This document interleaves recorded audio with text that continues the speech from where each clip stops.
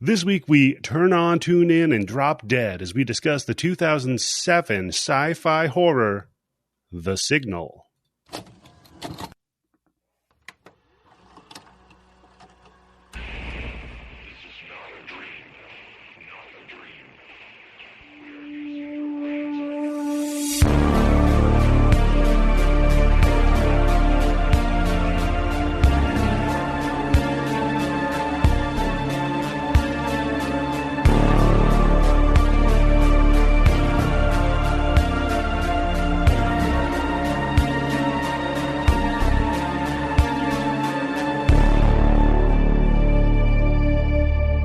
Hello and welcome to the Bloody Bits Horror Show. I am your host, Eddie, the Axe Jefferson, and joining me as always is the guy who only gets madder at NHL 23 than The Signal. It's Tim Yobo.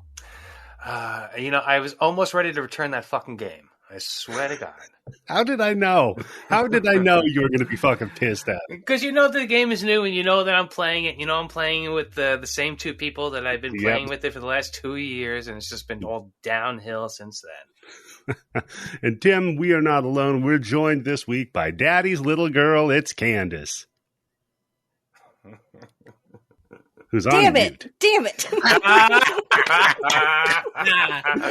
I was like, wow, she really got stung. All right, redo. Okay. It's Daddy's little girl. It's Candice. Hey! So do you have anything you want to tell your father real quick? Fuck you. Not my father. Oh not my father. That's not what I meant. That came out wrong. That came out quick. That came out wrong. That's not what I meant. Wow. I mean, I've heard of Freudian slips, but my word. Candice. I hope to God he just listens to just long enough to hear my voice and then be like, oh, that's cute. Oh, she didn't lie. Yeah, and then never again. That's all you need. He's like, well, that wasn't a lie. Checks a check mark in a book, closes it, turns it off. I've had other people say that. They listen just long enough to hear my voice, and they're like, yep, that's Candice. And then they just turn it off. Her. Boop. I wish I could do this in real life. Click. Is that the guy at Best Buy, Candice? No, that was at Walmart. Oh, Walmart. All right. But we are not alone on this journey. We are being joined by a longtime friend of the show and the lady with the best picks, host of the Wednesdays We Talk Weird podcast. It's Asherz. Well, hi. Thanks for having me back, especially after last week. Yeah, I was going to say, Eddie, is she a friend of the show? Oh, absolutely. Really? Yeah, right. I think so. Hey, you know what? Don't lie. For what it was, that was a damn good movie that I picked. You're not wrong. That's the disturbing part. You're not... You know what? The more I was thinking about it, and I think this is the case, is that this movie that Bad Boy Bubby would not have been as offensive if it wasn't so well made. If it was just schlocky and dumb and trashy and ridiculous, you'd just be like, this is a stupid movie. But the fact that it still sits and the fact that it affected us just goes to show that it was a good, well-made movie. Yeah, it did its job. I could do without the dead cats, but leave everything else in. The incest and everything. Then it's a great movie. So more incest, less dead cats, right? Yeah. Can't go wrong with that. There we go. And that's something I can stand behind. That's my platform. More incest, less dead cats. Oh, man. So we are here at the end of Swap-tober. That's right. This is the last Swap episode of the month. We are wrapping it up, and after this, we've got a couple of Halloween specials coming out. So one of them, the first one I'd like to announce, a very special, we are going to have another blood debate. That's right. Matt Anderson is returning to once again defend the latest Halloween movie. And let me tell you, the gall on this motherfucker. He thinks that he has enough to defend this movie that he's going to take me and Candice on at the same time. Yes, two at once. So Candice, we got to prison roll this guy. Yeah, it's going to be ugly. And he's not going to be able to sit right for a week. And we have another Halloween special that's going to be coming up with long time, haven't been here in quite a while, Shane and Terry. Wow, holy shit. Yes. Was it something Mario related or Monica Gale related? No, nope, not at all. Just one of your classic slashers from the 80s, you know, one of those kinds of movies. Can I guess? No, it's not The Burning. Do you know what it is, Eddie? Because I think I might have a good idea what it is. I do, but I want to keep it a surprise. Okay, okay. I won't guess then. Okay, because no, you can guess. Know. Guessing is fine. Well, yeah, but then you're not going to know. Not going to tell me yes or no. You can keep it out. Okay, well, you can just hypothesize. I won't say. How about that? Okay, hypothesizing here. You said it's not The Burning, but you said it was a classic 80s slasher. Correct. Is it a standalone? Yes. So far, yeah. So far. Oh. I mean, anything could get a sequel, so there's right? a possibility of DC remaking it or something, right? Yeah, DC specifically would remake it. Is it My Bloody Valentine? I said you could hypothesize. I didn't say I would say yes or no. That's true. Is it Massage Parlor Massacre? Yes, it's Massage. No. Damn. Because he was posting the fucking cover of it on Twitter this week. Oh, he was? Oh, that fucker. I got to yell at it. No, I'm kidding. Nope. I'll tell you right now. I think you're going to be surprised. So, the most disturbing thing to me about that poster was the tagline was, "There are no happy endings." That's great. So before we get to the movie, though, as always, everybody's favorite segment, what have you been consuming, Candice? Okay. This is a long one, because it's not about what I've been consuming, it's what I've been experiencing, and that's life. Let me tell you about my weekend so far. It has been one of the best weekends in existence. Started with Friday. I got a PS5. Just randomly walked. Congratulations. Yeah, just randomly, went to Walmart to go grocery shopping, and I always check just to see if it's there. And it was. So I got a PS5. That was amazing. Nice. Unexpected Welcome to the club. treat. Yes, thank you. Then I got my hair dyed red. Asherz, I'm a redhead too now. Congratulations. I'm thoroughly excited for your new life. Thank you. This is going to be one of those, like, you're going to start trying to assume Asher's personality. Yeah. Is this single female? Yeah, we're going to have a single white female. Yeah. I'm going to start wearing her clothes. I will mentor you. Yeah. We'll figure it out. Then, yesterday, Eddie, I think you know why I'm super excited about life. Because we had a great conversation with A.L. Katz. We did. We had a phenomenal conversation with writer and producer of Tales from the Crypt, Demon Knight wrote on. And well, he said that he Blood. wrote more than 30%, less than 60% of Demon Knight. Yeah. Which makes sense. And so that interview is going to be coming up a little bit later this week. So stay tuned for that. It was a phenomenal one. Phenomenal. Guy was great. Great guest. Oh, man, he was so nice. Oh, yeah. So, I was high on life after that. And then... Because you got some Dennis Miller inside info? I did get some inside info. God. Candice defended and Dennis Billy Miller Zane inside info, too. Oh, Great. yeah, the Billy Zane. Great inside info. There's no need to defend Billy Zane. Billy Zane is great in that movie, but Dennis Miller, come on, babe. You got to listen to the episode. You don't know where this conversation's going. Oh, no. And end up with you getting Dennis Miller's phone number. And then today, I took my little chillins out to an orchard and a maze and a corn maze and a hay bale ride and all the fun Midwestern fall stuff. But you didn't do anything different? I just assume you live in a corn maze. Yeah, I thought that was instead of buses, I thought that's what you guys had to get around. Yeah. Everybody rides hay bales to school, right? It was pretty funny, though. My son would run ahead of us. And after a few turns, he would just appear standing in the middle and then stare at us, with his chin down staring at us. And then he would step into the field then That's disappear fun. for a while again. You've got a child of the corn is what's happening. It was pretty funny. I approved. So Has he seen that movie, Candice? No, he's just naturally doing it. He's just naturally doing that. He's never seen that movie. It's good instinct on that boy. That you know of. That I know of. Yeah, That's true. Yeah. Speaking of, you're going to need to keep some a tight eye on him now with that blood bank. That's true. Misty. So there's some stuff on there now, and he's got the bug. He does. He wants to. What in particular, Eddie? Hold on, let me get a pen. He was talking about. He was talking about how much he loves Pumpkinhead. He loves that movie. Mm-hmm. How he wants to see Jeepers Creepers. I think Fall's got in the air. Okay. Fair. Yeah, sounds like a wonderful week you've been having there, Candice. Guys, very, very fall. Life is great. Mm-hmm. Life is fantastic. Don't jinx yourself. Let's see how long this lasts. Yeah. So, Tim, come on. What about you, Tim? What have you been consuming, my friend? I'm up to the third season of Better Call Saul. I almost said Breaking Saul. Breaking Saul. Every week I'm getting it fucked up. Yeah. Okay. What really, do you think? Such a great show. Really, so really. good. I love that show. It's so good. Yep. And I saw Black Adam, which I will say this: it's not the worst DC movie ever made. Hey, good enough for me. It's a good review.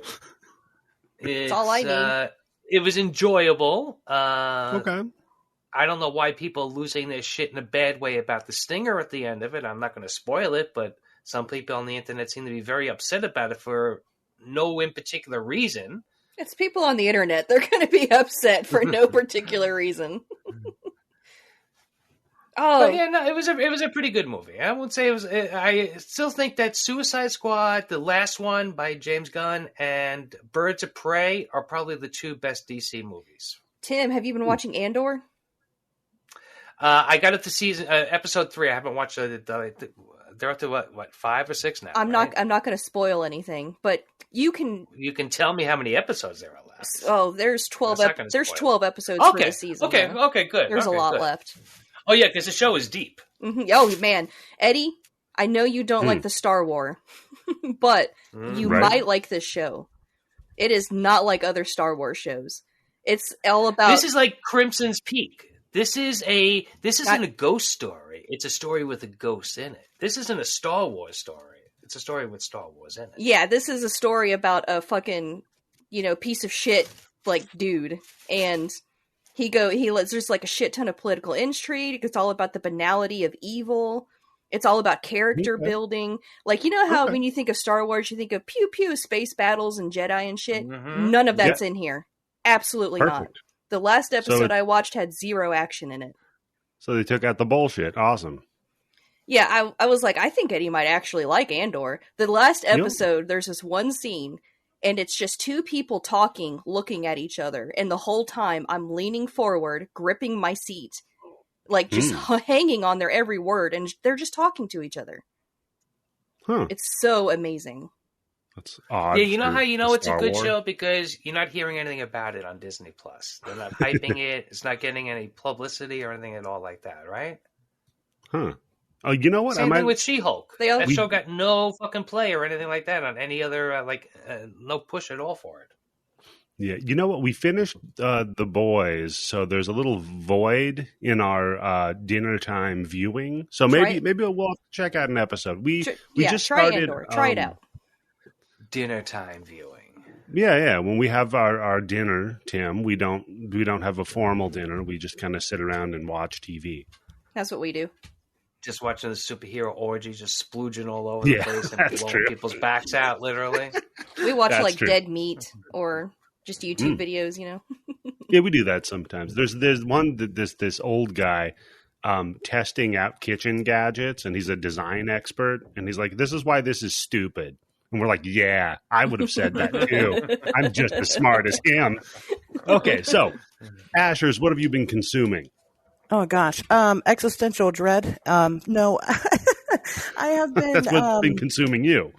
Well, yes, exactly.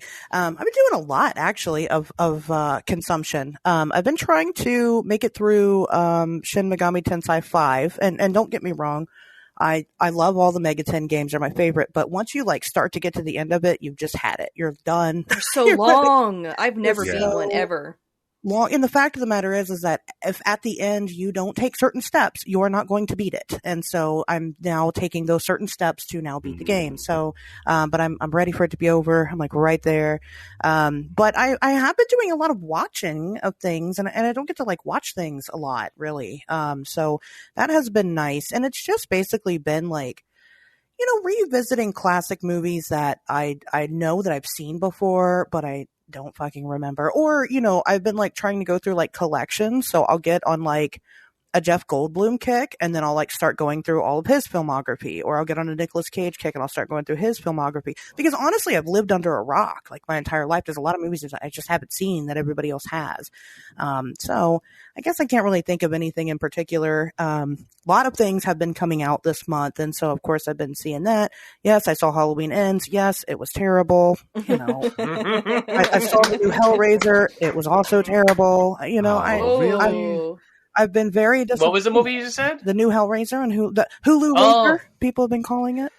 I was not a fan. It was not sexy enough for me. I had the exact same complaint. I was like, I liked it, but it needed more sexiness. It needed, you know, and I don't mean like sexy in the form of like they have to be actively having sex with each other, because there was some of that, but it just, I don't know, just the general sexiness. It just lacked it, you know. Yeah. So, I don't know, I wasn't into it. I keep hearing amazing things about Terrifier 2, and I'm way excited to watch it. I haven't watched it yet, so that's on my list. It's not showing near me, and so I'm like, I might have a way to watch it. Eddie, do you happen to know a way she might be able to watch it? I do know a way you could watch it right now on the Blood Bank, Asherz. I'm going to have to check that out because, like I said, I've been excited. With all the disappointments lately, I'm like, I need something just good and mindless and just gory, and so that's where I'm at. So anyway, that's and then the rest of the time I'm just kind of getting my shit together through life in general, which is always, you know, it's always nice. It's not fun, but it is worth it. So Gotcha. So I consume Terrifier 2. Also, but before I get to that, I also consumed Rent-A-Pal. Anybody here hear of that? No. I've heard of that. I have kind of seen, like, I had my eye on it a little bit. I would check that out if you have the ability. It's also on the Blood Bank here in about 20 minutes. So it's really bizarre. So take like your Travis Bickle type of guy, right? Like, I don't know about this guy. He's using a video dating service to try to meet people because it's a period piece kind of. It's set back and like, I mean, they never specifically say, but people are using like real 1800s? phones. No, Tim. There's no video dating in the 1800s, Tim. Come on. The far off year of 2007, he's on OkCupid. No, not okay. No, this is like when you used to go to a place and they'd sit down and record a little video of you and then VHS tape. Oh, that's right. Yes. Holy shit. Yeah. There's all those videos on YouTube with those fucking clips of like dudes like just, oh my God. Yeah. So this Each is one is a serial a guy killer trying to do that, and he finds a tape called Rent-A-Pal, and it's basically a guy simulating having a conversation with you like he's your friend, and it's played. So it's just the friend experience without the girl. Yes, and it's played by Will Wheaton. And interesting.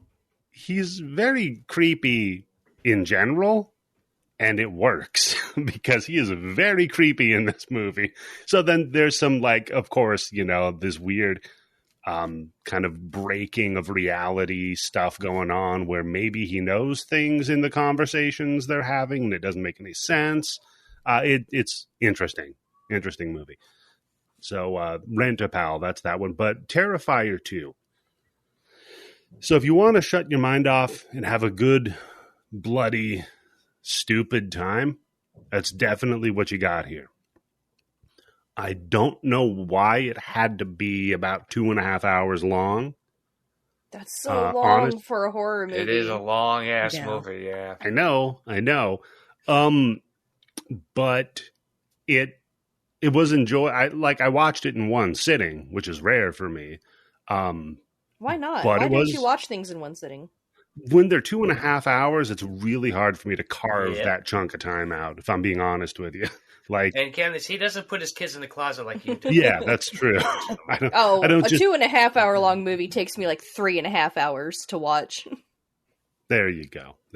So there you go. No, it was like nighttime. I was like, I'll just pop this on my phone and watch it. I don't get what everybody's talking about it being really intense.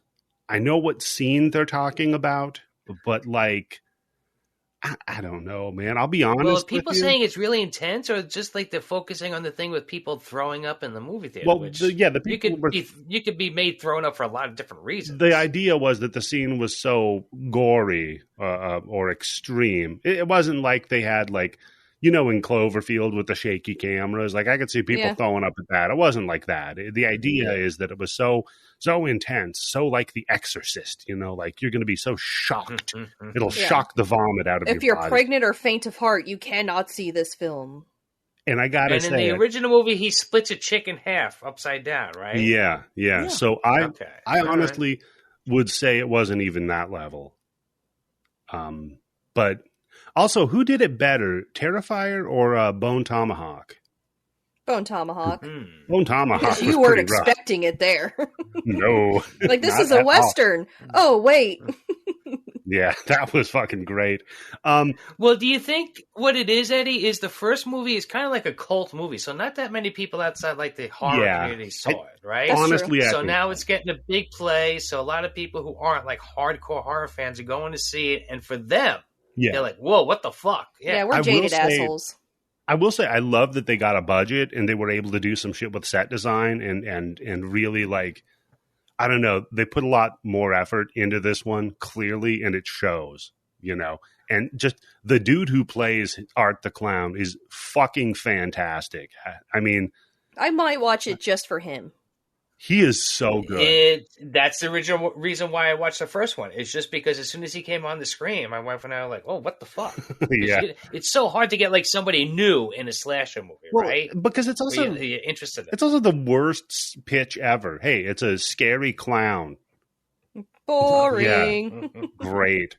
That again. Well, the greatest pitch ever, right? Yeah. Everybody's afraid of clowns, right? It's not been done a million times before this month. But then you see the motherfucker and you're like, oh, shit. No, never mind. That's a different scary clown. Fuck that guy. No, so definitely I'd say check it out. Yeah, I'm not like a big, I'm excited to watch the second one, but I'm not a big Art the Clown fan, and I really didn't get it. I'd heard people talk about Terrifier for the last couple of years, like it was like the new gold standard of horror, and I just no, they're wrong. And I backtracked and I checked out All Hallows Eve because that's where he came from originally, and I had no idea, so I was like, okay, well, maybe that will make it make a little more sense. It didn't. So, but it's okay. It wasn't bad. I want more, and that's how I felt watching Terrifier, was that I wanted more. So I'm hoping that Terrifier 2 delivers on the more. Yeah. So if you wanted more story, it did. Well, it's 2.5 hours. If that's what you're looking for, is more story, then that's definitely what you got. See, I don't know if I'm looking for that or not. I really don't know what I want. Hold on. Are we going to find out that when it was little Art the Clowny, that his parents like bad to him or something like that? No, we find out nothing at all about Art the Clown. That's good. Yeah. I will say this about Art the Clown. Besides Freddy Krueger, he is probably the only other slasher that completely carries the movie just based on how he's portraying that character. Yeah. You can replace Michael Myers, which has been done. You can replace Jason, which has been done. And look what happened when you tried to replace Freddy in that remake with a good actor, right? Yeah. Well, you would think that guy could, if anybody could do that role, it could be, what's that guy's name? Jackie Earle Haley? Yeah. Yeah. And no, you can't. And I think that there's nobody else who could play Art the Bell. Art the Bell. Art the Clown. For whom the Art the Bell tolls. Well, they tried with Nori and it didn't work. I'm sure somewhere in the Art Bell show there was a thing about scary ghost clowns or some show like that. I'm sure. Clown sightings are, that's something that happens every couple of years as people see these weird clowns. In a van. In a van, or they're in the woods and they got weapons. There was kind of like a resurgence actually earlier this year in the UK over, and we talked about them. I haven't, I don't, nobody ever catches them. So I don't know, who knows? But yes, that is something that Art Bell probably has covered. I'll tell you, I would love to see the chase where the cops pull the car over and like 32 clowns. Yeah. Out of the van. Oh, that'd be great. And there might be a scary clown sighting this Halloween because I'm dressing as a clown. Lame. What kind of clown? Lame. I'm just lame. Is it a scary? classic French Is it a clown? scary clown, Eddie? That's a fun clown. It's Captain Spaulding. Are you going to go like a harlequin? Is that why you shaved your head Yes. and grew the beard? No, I shave my head all the time, and the beard, I honestly am growing out of spite. He just hasn't been brushing his teeth for the last. That I got to do. a That's good how point. method he's going. No, but I got the hot dog shirt. I got the blue pants with the white spots on it. I got everything. Is that what that fucking shirt is that Yeah. you posted? Yeah. Damn. Dude, you don't remember House of a Thousand Corpses?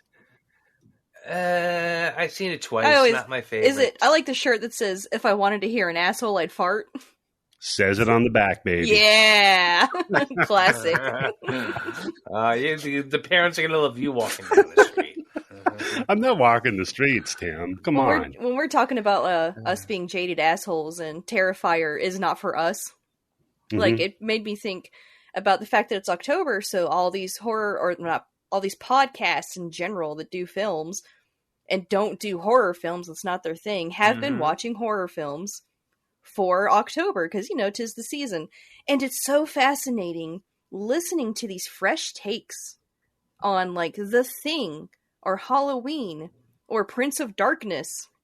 Like they're never watched these movies before, have no experience with John Carpenter, and they're watching these films and they're like, man, they're like talking about how they're shook to the core. They've never seen anything like that before. Oh, wow. And it's like, man, I wish that I could feel that again. Yeah. Because we're so immersed in horror. You could do it vicariously through your children. I try to, but then I start to feel bad because I'm like, am I fucking them up?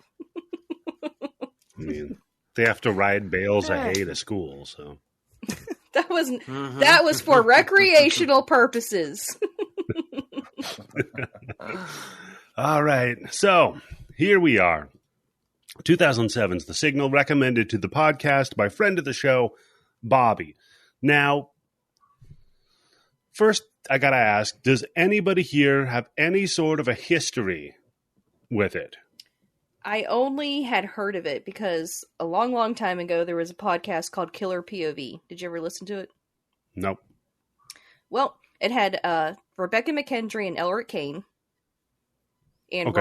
Rob Galuzzo, I think his last name was. But he's no longer part of the group. And then it became Shockwaves that was on the Fangoria network. And now it's Colors of the Dark. Okay. So back when it was Killer POV, they had AJ Bowen on because they're friends with him.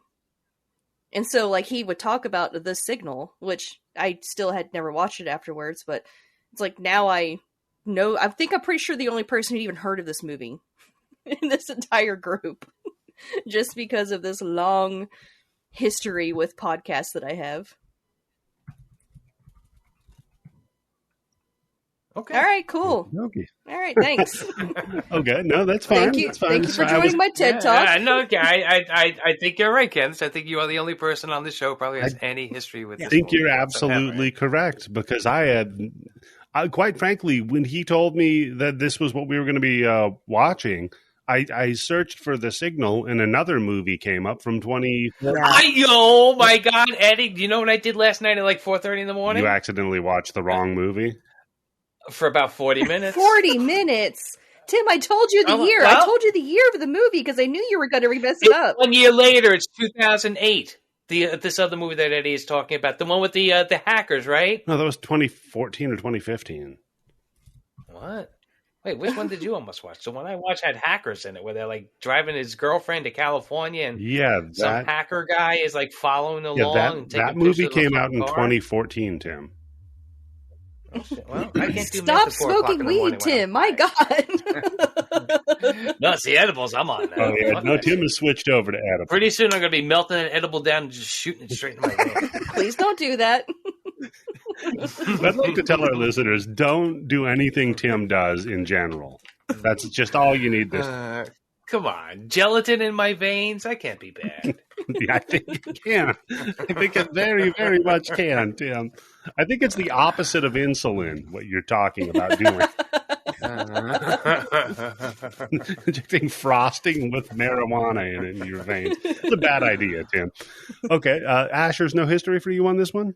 No, I had never heard of this before. I am glad that I did not make the mistake of watching the other movie. Actually, whenever I do a horror movie podcast, I'll watch the movie and then I'll go and I'll get on YouTube and I'll try to find like other reviewers that have done it. I couldn't really find anybody that's talked about this. I mean, surely it has on podcasts, but I don't want to listen to 2 hours worth of podcasts to go record 2 hours worth of podcasts. So fair, very fair. I listen to too many podcasts. I've been listening to podcasts for way too fucking long. Apparently, this was like back in like 2010, maybe.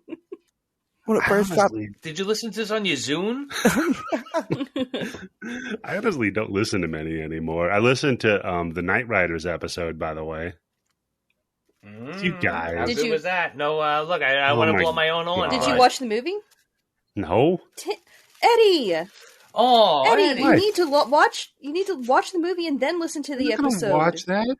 That sounded like the dorky. You guys are just all in love over there, holding hands, kumbaya. No, Eddie's just being contrarian. This is the best movie ever. It's all about this big great thing that they all created together in their togetherness. And blah blah. Wick, if you're listening, and I know you are, take note that you called me out personally, saying I would hate it.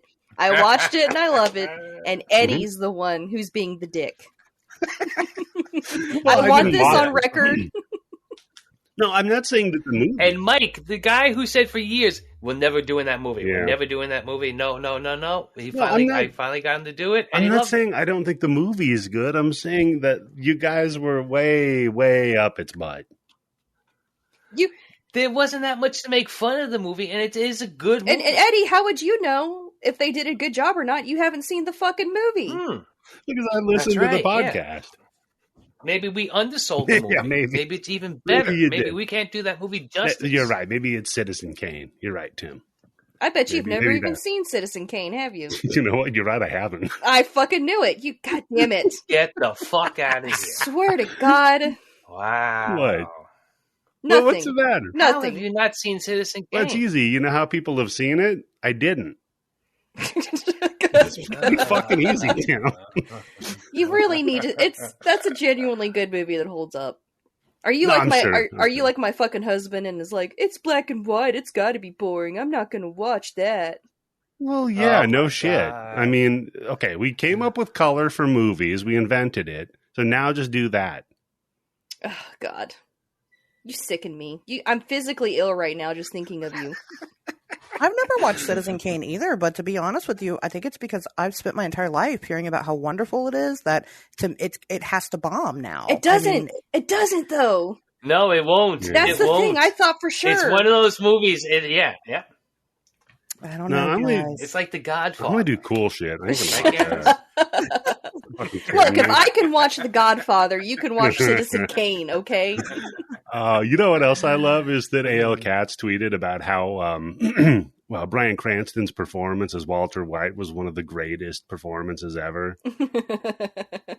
I just love that everybody that we've interviewed that Candice respects loves Breaking Bad. I don't. That's you know what? So I don't care. Don't care. It's good. It's not for me. It's not for me. There you go. Not for you. That's fair. So yeah, Candice is like that one person who goes, pizza. It's not for me. That's fine. Some people don't like pizza. It's okay, Tim. I know you just heard that and you were shook, but it is true. I am. I can't believe that. I think that's impossible. Well, I think that even people who've never seen pizza will still like it. This is from a guy who just doesn't eat pork because it has bugs in it. Oh, man. Or dead bugs. That orchard I went to, they had a vineyard. Well, not a vineyard, but they make wine out of the fruit that they grow. And I got this cherry flavored wine. I don't know if there's any grapes in it. I think it's just fermented cherries. Okay. It's fucking good. It's dark chocolate. It said it was dark chocolate covered cherry table wine. Oh God, it's tasty. Maraschino 7s? Pretty much. It's that sweet. That's for damn sure. Tim, that's not kosher. So Bobby recommended this movie. And here's why. He says, okay, His contribution to the gift exchange is going to be the signal from 2007 flew under the radar for a lot of people when it came out. He says it's a great tonal fit for the show. It was made exquisite corpse style among 3 filmmakers, and it inspired some wackadoo to start stabbing people at a screening in Fullerton. Great. So look that up. Okay. Completely happened. This dude's Stephen Walter Robinson. So when you've got 3 names, Oh, yeah. Mm-hmm. problem. Oh, my... Big problem. Remember back in the good old days where the worst thing you had to worry about in a movie theater was getting stabbed? Man, my son, I was like, what do you want to be for Halloween? We're getting down to the wire. You need to tell me. He was like, I want to be... Don't tell me he said Jeffrey Dahmer. Listen. He said, I want to be a shit. scary clown. I was like, okay, that's fine. We'll find you a costume. And he goes, I want to be John Wayne Gacy. I was like, how do you even know that name? Yeah. Candice, you are not giving your son enough credit with being sneaky and conniving. He broke into your fucking account on Plex, okay? He's watching these movies while you're out jogging, or right now, as a matter of fact. Pretty good time, because I bet Daddy's playing PlayStation 5, yes, right? See? Yeah. So guess who's hanging out? Your son's real quiet right now. No bangs or jumping around, crashing or anything. He's about to change his mind and say, "I want to be Art the Clown." He says, I want to be John Wayne Gacy, and I was like, no, A, you're not even supposed to know that name. You're only 11. And I was like, B, you're not going to be a serial killer. And he goes, well, then can I be Ted Bundy? I was like, what? He goes, can I be Jeffrey Dahmer? I was like, stop. Like, no, you are not. I think your husband's feeding your kid these lines. Just tell him he should stop going with the mainstream ones. Tell him he should be Leonard Lake or... he went on There's another YouTube good and one. did some research and hit me with some more names. Did some research. Oh, no, yeah, be Albert Fish. Yeah, he there mentioned that you one. go. He mentioned that one. The werewolf of Damn, Wisteria. Candice, for real. Did they call? I don't know, 11. Did they call Albert Fish the Gray Man? That's a great fucking name. If you're a serial killer. Man. Is he a serial killer? Because he only killed like one person, right? No, he killed multiple. He killed I want children. to bring up something real quick, a fun fact, something interesting about Albert Fish that literally nobody talks about, and it pisses me off.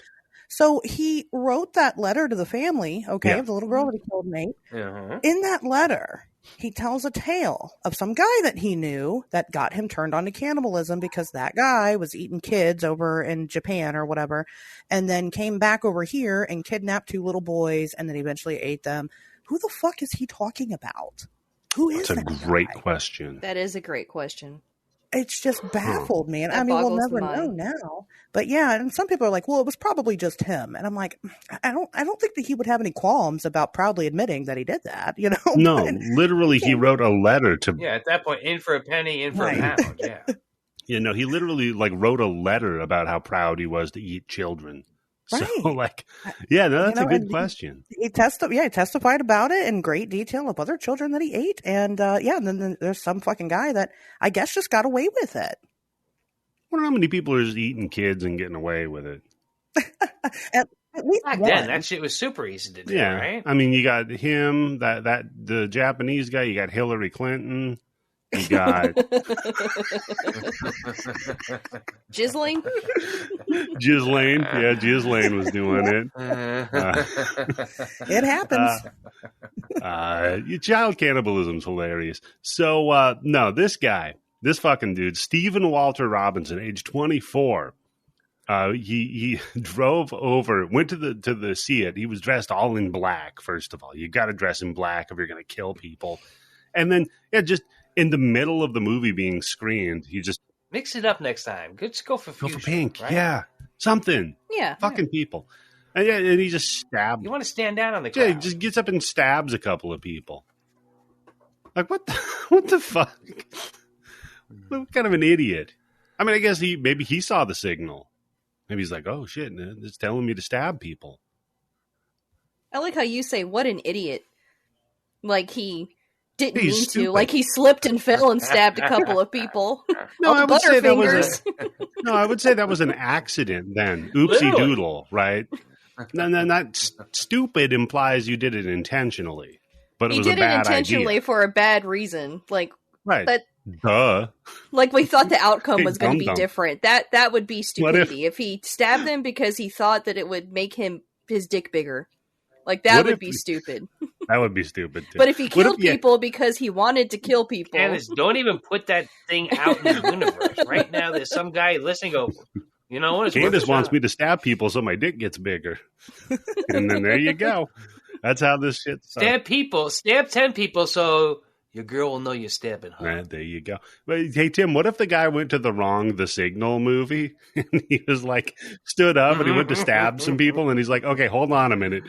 I'm in the wrong version of this. Let me tell you what the other one's about. Anyway, there's a bunch of computer geeks in this movie theater. What the Or fuck? maybe he would have started like learning how to hack in the theater. oh, he hacked all right. Oh, Because what they do is they're tracking this guy's signal yeah.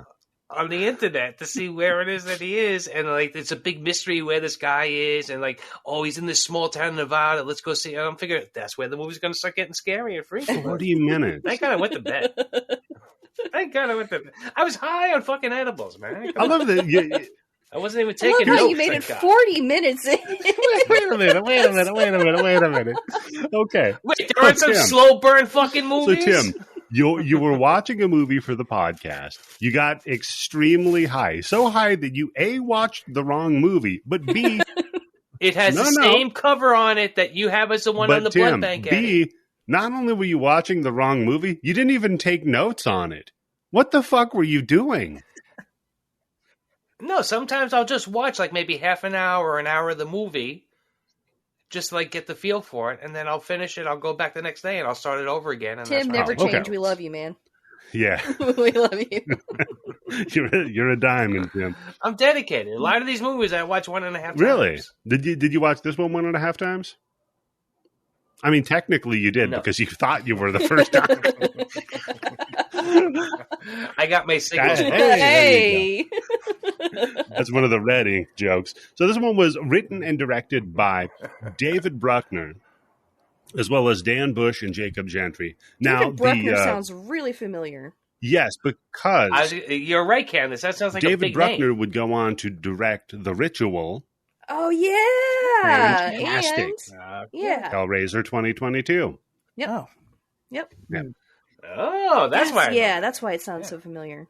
Yep. So then we've got it was starring Nessa Ramsey as Maya, didn't really do a bunch, but Justin Wellborn as Ben, who you might remember as Hank from Beyond the Gates, or he was Mr. Hyde in Rob Zombie's Halloween 2. Let's hear Matt come defend that fucking movie. Let's hear some fucking the- crickets. Yeah. Yeah. Scott Porthras, who played Clark, he was in I Trapped the Devil. I've never And seen that, but I've heard it's good. It's an interesting one. That's another one I just added to the blood bank. It's a contained horror. Yeah, and I dig contained horror when it's done well. Mhm. Then, Candice, you'll know this one. I'm going to try. I'm going to fuck it up, though. I'm going to apologize. Sahar Naguja as Rod. It was a what? I don't know that. I don't Okay. know that name. Well, you should know his voice though, because he was Doomfists in Overwatch. Oh shit! Really? Yep. That motherfucker Rod- tried to kill me yesterday. Yeah, Rod did the voice for Doomfists. And then we've got finally a bloody buddy. Yes. Yep. Yeah. AJ Bowen Mm-hmm. played Lewis. You know him. You love him. Crispin from You're Next. Oh yes. Yep. And Victor from The House of the Devil. Which, by the way, if you haven't seen House of the Devil, that's a fun one. Go check That's it a out. great one. Love that movie. It's a great one. And, of course, You're Next. But if you haven't seen You're Next and you're listening to this, then I hate you. Yeah, So- pretty much. Yeah. That's about it for my background notes. I guess we can kind of get started on this. AJ Bowen, man, I'm kind of feeling him in this movie. Oh, he's fantastic in this movie. No, Candice. Your father's listening. I'm not going to censor myself. I don't care. You tell him, Candice.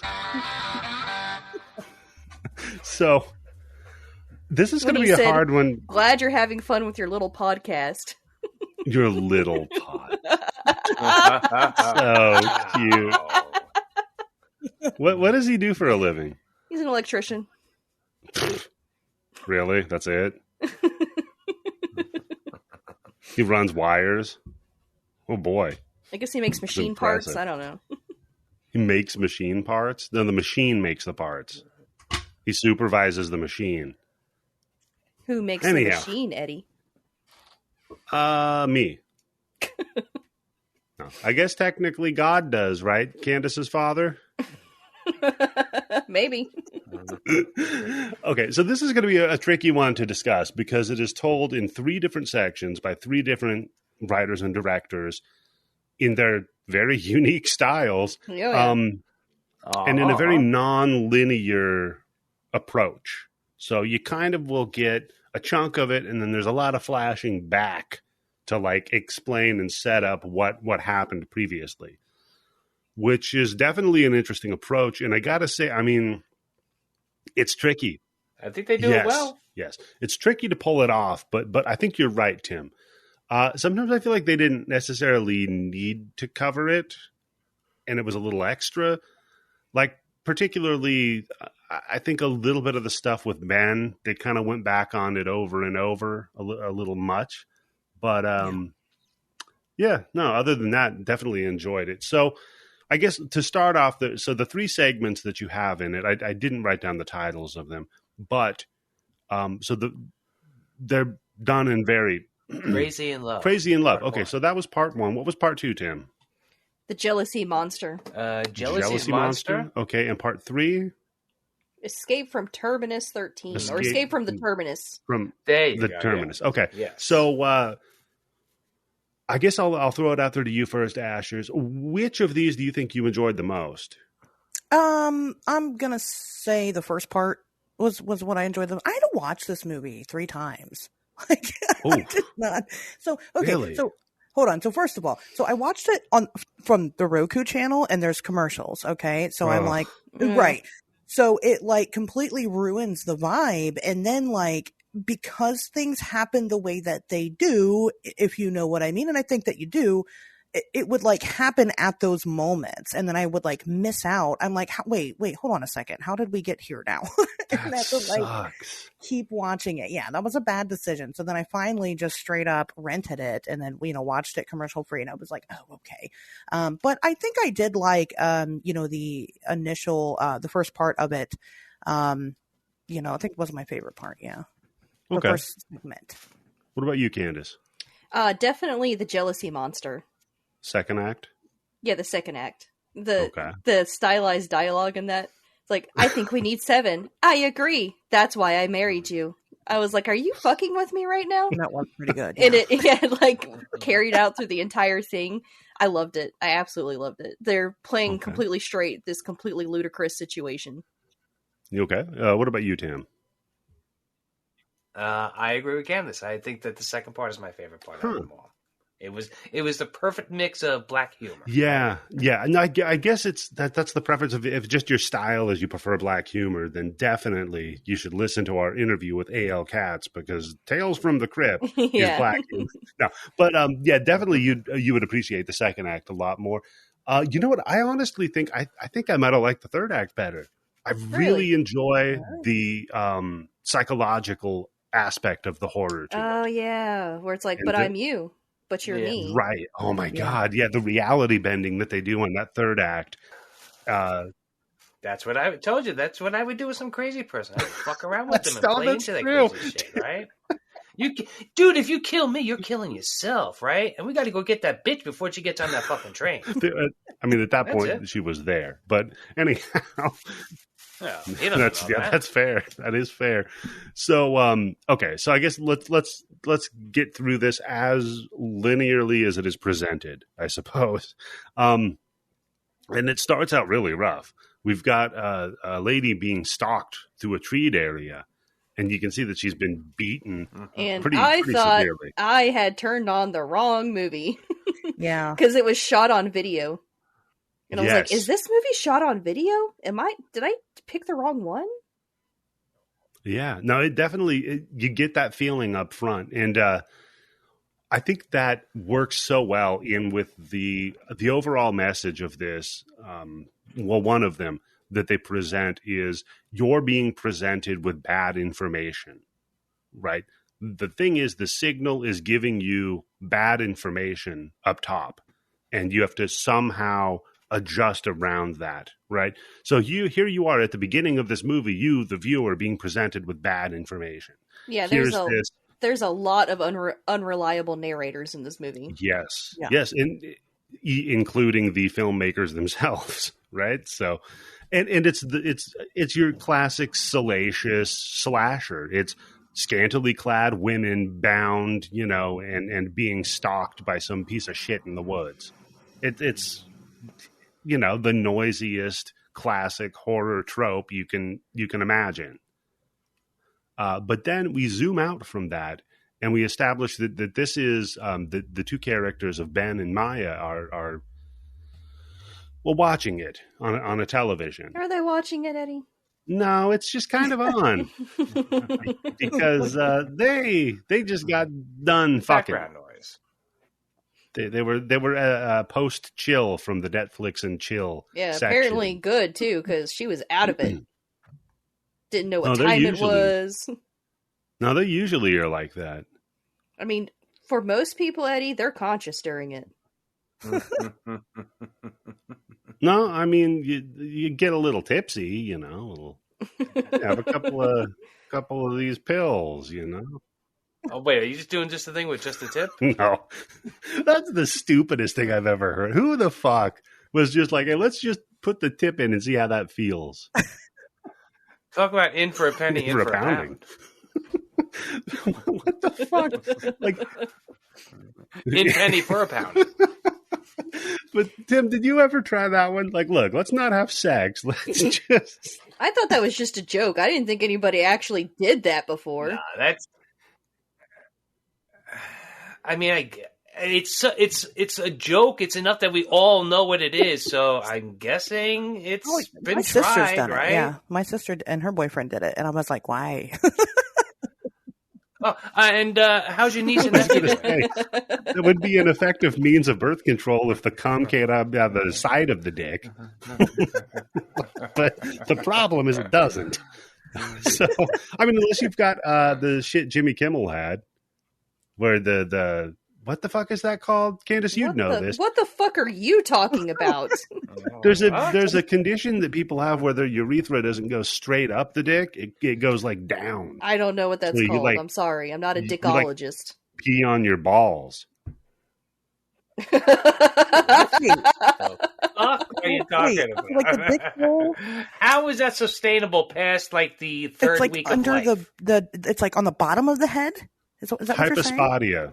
HYPOSPADIAS. It's a I birth see. defect in boys in which the opening of the urethra is not located at the tip of the penis. It's usually It's under just the below head? the end of the penis to the scrotum. What? Yeah. What do you mean, No. just below the head of the penis to the It can scrotum? occur in that range, just below the head, all the way back to the scrotum. So it could. Wow! So there's a whole range of it could be like a fruit, I don't think a flute, Right? Tim. The meat whistle. Okay, hold on. I've got some pictures I'm going to share. Yes, Candice, you get like 8 guys who have this disease, line them up, and just like blow them, and Eddie, like make the most beautiful music. No, I'm not going to look at that link that you sent. I'm not going to look at that. I've Well, this is learned. just- I want to see it. These are I'm looking drawn at it. illustrations. It's not an actual penis, but there's one called pentascrotal, and that one literally comes from like the top of Oh. the ball seam. Pentascrotal. That's my favorite hardcore band. And a scrotal. Get the fuck out of here! There's Yeah. no way that you can. No, come You on, could. dude. So wait, hold on. So when you're taking a piss, you have to literally lift your fucking Yep. dick up, and it comes shooting out. Of I guess this would be like the taint of your balls. Well, there and goes dick, this right? episode. Sorry, Last- Bobby. Man. Wait, and Jimmy Kimmel has this? Is that what you said? Yeah, Jimmy Kimmel had this. Oh, he had it. Had. Okay. Yeah. Had it. How do you fucking fix it? You just put a cork in it. Him. Put a cork in it and stick Yeah, the drill end of another the hole. needle. You find a plumber. And you get him Coughed to it. reroute the pipes. I think hold on. Yeah, Jimmy Kimmel. He did. Okay, here it is. Jesus. Come on. How come Sarah Silverman has never said anything about it? That's right up her fucking alley. Yeah, right? no, that's true. And she was fucking him. This is right here. He got it fixed before that. He had to have 2 separate surgeries for it. But how do you get it fixed? Because it's making my balls go Just up. looking at Just it. thinking about how you would have that fixed. Okay, here's a link to Jimmy Kimmel talking No, about this. no. Nah. I hope you keep that. I hope you keep that silence in there, where we are all very obviously looking at pictures of penises. You're like, no, come on. Oh boy. Jimmy Kimmel had 2 surgery on his penis. It was a horrible, No You know, kidding. process. So yeah, you could do just the tip if you've got the one where your dick hole is in your balls, I guess. So I guess this motherfucker's lucky he's rich, right? Because this probably isn't a cheap. That's probably why he operation. got the operation. Because He's like, he's I got rich. the money to burn. If you're rich enough, does it matter anymore? You could just be like, look, broad, this is where my dick hole is. You're gonna have to deal. Deal with it. I mean, would it really make a difference during sex? I made that I fucked Ben Affleck video. Remember that fucking little thing they did? Anyhow. I'm fucking Matt Damon. Talk about a surprise for the chick the first time. That's she fucking sees that, funny. huh? At least it's not like an alien mouth. A Wait a little minute, you smaller came? dick comes out of the inside. Wait a minute. You came, but my asshole's wet. What happened? Yeah. I wish it made a fun sound, too. That'd be so funny. It's like a whistle. A slide whistle. You're like, well, what was that? I came. I got that boomerang cum. It just kind of loops around and goes up my own ass. So, God. No, that's a it's good not a question. question, Tim. But It's in sex. It's often referred to as a cream pie, right? What is it called if you do that? Chocolate cream pie. yeah, it's called it's called the asshole meringue, Tim. Is what it's called. Ew. So, yeah, he wakes up. He's like, "Oh shit, wake up!" To the broad and Maya. And she's like, "Oh fuck, I gotta go home to my husband because I'm a dirty cheater." Yeah, and he says, why don't you just leave him? And I'm like, yes, clearly Yeah. the marriage is over. Just fucking leave him. Why not? Yeah. Well, He's got that sweet, sweet bug money. yeah. No, I don't know. People have weird relationship problems. So then he's like, look, yeah, leave your husband. She's like, nah, I'm not going to do that. He's like, okay, well, we're in middle school, so here's a mix CD. Oh, like, yeah. I've had one of those. Oh, yeah? Yeah, but what year did you have it in, Candice? Because It I'm was like, what year was this yeah. movie taking place in? Because then I'm like, It wait, was like she has a early cell phone. 2000s. It was way before 2007. I had already had an iPod by then. Yeah, fair. So, well, okay. Do you remember any of the songs that were on your mix CD? I do. How many There of them was, were like- about love? None. This guy knows Yeah, it David was like Candice's David phone. Bowie. It was like stuff like that. It was a lot of classic music. Weird. Like Pink Floyd, actually. Wait, how old was this guy? Yeah, who was this gave a you the mix? teacher or another student? He was 18. Oh, and how old were you? Don't worry about it. No, I'm worried now. He should be Yeah. worried about it, yeah. So how did that work out? Candice still has the mixtape. Can't just tell your father how that worked out. Oh, wait, this wasn't one of his friends, was it? Oh God. Ugh. Oh. I shouldn't let you guys know I actually have a family. I fucked it. That's why I Yeah. fucked up. That was pretty funny. Oh, that's good. What about you, Tim? Anybody ever give you a mixtape? A mixed No, I can't record. say I've never A had mixed that. 45 was what Tim Yeah. got. Tim got a mixed wax cylinder.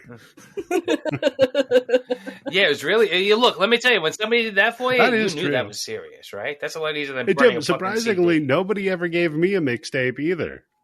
That's because nobody likes you. Yeah, just like how nobody ever gave me marijuana for nobody free. gave you either. free pot either, Tim. Hey, how many people have bought you drinks that were interested in you sexually, Tim? Whoa, really? None. That's weird. No, That is kind of weird. can't Hey, believe Asherz, it, anybody right? ever give you a mixtape? I'm not part of the mixtape club. Oh. No, Or a mixed And that- CD. You never even got a mixed CD. Well, Well, you're no, I probably mean, too and- young. mixed CDs. That was like that was my teenagehood. That was Okay. the prime time for that stuff. But I was already in a weird. I was in a Candice style relationship at that time, so I was yeah with the Allegedly. Uh-oh. So it was a little bit different. But no, never got a Gotcha. mixed CD. All right, I'll avoid the subject. So, anyway, one of those no evidence Candice-style relationships. Yeah, I like how that's a synonym now. Wink, wink. You know what I mean. You know what I'm Even talking though about. that's 100% not true and not the situation. That's what it is now. You're going to get It's grounded, dude. Oh, God. So, yeah, on the way out to the car, though, Maya sees an injured man and asks for help. And I wrote down immediately, Tim is probably so pissed off that she goes over to try to help him. I was pissed off. She's really stupid. I'm sorry. That's just come on. Because the guy doesn't look fucked up at all. He doesn't look crazy. He doesn't look like he's homeless. He doesn't really look like he's sick. He just looks like he's like a little fucking just nuts. And I'm not Did going you to mention- anybody like that. Because I'm watching. I keep waiting for somebody to jump out and hit her behind that fucking. Did you hit her on the mention head. that she tried calling her husband on her Motorola Razr, and the Yes, lines didn't work, yes. and then the landlines weren't working either? I just wanted to point So- out the Motorola Razr. Remember those guys? This movie is like a Oh, time yeah. capsule. I I had did one. too. Yeah. You know, here, let me go Here we over go. an old man high rant. When back in the day, there were like how many different types of cell phones There's a you lot. could buy, right? You had like the Pebble, You you had had the your Razor, Nokia. right? You had the BlackBerry, yeah. And now everybody has either a fucking iPhone or a Samsung phone that looks exactly, all of them look the fucking same. And I was like, when did that transition come from everybody wants to be unique and different to I have a the same Google exact phone. thing? I'm unique and different. Yeah, but your Google phone, look, if you put your Google phone next to a Samsung phone, nobody's gonna be able to tell which one is which, right? I guess not. Pretty much, yeah. Well, yeah, they haven't figured out back then. They didn't figure out that everybody wanted a really shitty touch screen for a keyboard where it's not tactile and you fuck it up all the time. Eddie, Instead only of you fuck it up buttons. because you have fucking sausage fingers. I have I no don't have problem fucking typing. sausage fingers. You've got little smoky fingers, you goddamn midget. The fuck? You're 4'1". What is Little You smoky know what a little thing? fingers. smoky is, Tim? They're made by Oh, Hillshire Tim, they're Farms. delicious. Yeah, you make a little pig in a blanket out of them. Those little weenies, but they're smoked You know what? sausages. They have pork in them, so he's afraid of them. So Oh, never yeah. mind. Yeah, that's right. Ah, that's it. That's why. So yeah, no, the TV pops onto that weird signal, and then they try using the phone. She tries to call her husband in front of her boyfriend. That's always a class move. Well, he's clearly, this is not a hidden thing. It's not like she's trying to hide from him the fact that she's married. No, she's hiding it from the husband. And then you got to think like, Yeah. how long is this relationship going to last if she gets out of her marriage and stays with him? Because if I was in a situation where I was with someone and they were cheating on their spouse with me, I'd be like, they're a cheater, Mhm. clearly, so I could never trust them. Mm-hmm. That would Oh, be yeah. my That's logic. right. Candice never wants to be in any club that would invite her. That's what we're going on here. No, it's sound logic, right? I mean, I would still bang her and hope the husband doesn't catch us, but I'd be like, I don't know. Yeah. Like my friend Yeah. Candice says, you're a cheater. Gross. I wouldn't be with you. I would just have sex with your body. You're Yeah. disgusting. You as a Yeah. person, though, no thank you. Yeah, ugh, gross. You make me feel bad about myself now. No, but Candice does have a point there because it is. I mean, if you have a relationship, it's got to be built on trust, right? Clearly, and that is kind of like that little Clearly thing they're a of cheater. like, yeah, it's like, Yeah. yeah. When I mean- when I met this person, when they met the husband and their wife, they said that they loved them. They were never going He's to like, do yeah, I anything heard that bad or before. cheat on them. And But here to he be is. fair, though, she does trust him because she's sharing with him her biggest secret, which is that she's fucking him. That's So true. there's some trust. That's true. And she is trusting him to be quiet while he's on the. That's while true. he's on That the was phone big with her trust. husband, too, right? So there is that kind of relationship. There is that trust. Yeah, that'd be there, the great move. Right? Don't Just let one fart. rip. Oh, that was me. I'm a dirty broad. No, Burp. so on her way out to the car, she sees this injured guy. She's like, "Hey, do you need some help, mister?" And he's like, "Yeah, some crazy fuck just ran up and cut me. I need to go to the hospital." And she's like, "Yeah, you probably do." Then Anyway, we see- bye. Yeah, Yeah. she's like, "I got to get out of here." And then Mhm. I'll use my Razor phone. To no, call because there's no 911 for signal. you. So she pops in her car. Another dude starts running up to her, and she just nopes the fuck out. Well, that's a So, pretty Tim- tense scene, I thought. Oh yeah, Good yeah. move. No, they do it. Oh no, yeah, the opening Yep. scene is good. I like it. So Tim, not that stupid because she just leaves these two dudes to have it out and one guy to bleed to death. Sounds like a Yeah, so Yobo it's not my move. problem. So she drives home. That sounds like Right. your Well, problem, you're not the my one that problem. got slashed and I didn't do it. So I'm going to get out of here. So Mhm. then she gets home and just a couple arguing in the hall, 1 in the fucking morning. And then Yeah, I have a question. What the fuck kind of apartment building a cheap is one. this? hotel. It looks like a gigantic fucking I complex. thought it was like that they're the going in. like an insane asylum with all the people standing out in the hallways. yeah, yeah. the narrow The, Yeah. the hallways. cement yeah. walls. Yeah, it looked like where they lived in fucking wreck is what it looked like. But like after the apocalypse hit. So no, yeah, there's just people fucking arguing with each other in the hall. Some dude just like bumps into her, like walks into her, shoulder checks her, you know? So then it looks like somebody else is following her potentially, but then she rounds a corner and that person doesn't follow her. So you get a little like reprieve. Then immediately her fucking neighbor just bolts out of her room. Just, hey, what the fuck? She's Jesus Christ. She's like, what are you doing? She's like, A you're- spring-loaded neighbor. spring-loaded neighbor. Yeah, put it on the bingo card. So then she's just like, what the fuck? She's like, hey, you know your husband was looking for you. He didn't know where you were. She's like, yeah, I know. I'm home now. I'm going to go talk to him now. Creepy. Can you back off? So then we open it up. It's 1 a.m. First of all, I would be pissed. Mm-hmm. Yep. This Same is- thing, Eddie. I'm thinking the This same is Tim thing, and 1 two o'clock of in his the morning. buddies. So you get like Tim and Spoolie and whatever. And Trying to- Ginkgo and Ginkgo, yeah. And they're trying to fix the TV with a bat. 'Cause 2 of them are just sitting there. One of them is like bending the weird rabbit ear antennas, and the other one's just swinging a baseball bat in the middle of the room. The time in this movie is very confusing to me because, like you said, rabbit ears on a TV, even in 2007. no, that was still a thing. What's weird to me is that it's 1 o'clock in the morning. We know that because the neighbor explicitly says that, but they're all watching a baseball Mhm. game. Yeah, that part was weird too. They could be watching an Yes. out-of-market game. That's the only thing I could reasonably give them a little bit of a sway on. If they're on the West Coast, they could be watching an East Coast game that's live. Maybe they're on the East watching a Coast and, Japanese baseball game. or vice versa, however that time thing works. They could be watching a Japanese game.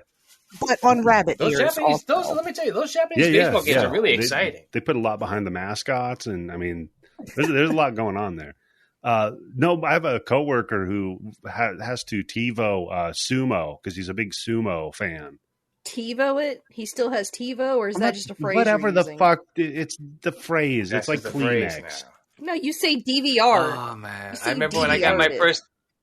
Nah, TiVo it, TiVo. yeah. That's it because the You original old is men still with the your- best one. You I old love men with that your great fucking balls machine. and your TiVo. Jesus Hey, Christ. Candice, you know what? Maybe it is a fucking TiVo. You don't know. You don't know either. You're just saying that. Mm-hmm. I wish gonna they ask they him. still make them. I'm going to now, ask him, he's still Candice. around. And then And you say, know hey, what you can and do? say, hey, can you lie on the internet and say that this was actual TiVo? No, you know what? I have the dignity to not involve real life people in my podcast, Candice. Do you know how good the TiVo It was, The yeah. TiVo would Yeah. automatically change the channels for you. It would change times if something was going on. I remember one of my favorite features was you could just type in names. Like I could just put Bruce Lee in it.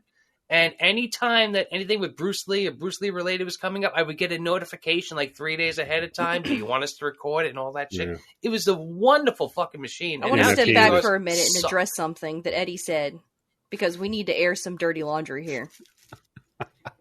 Let listeners, Asherz, TiVo? tell me, do you tell people that you're on a podcast? Yeah, I do. Yeah.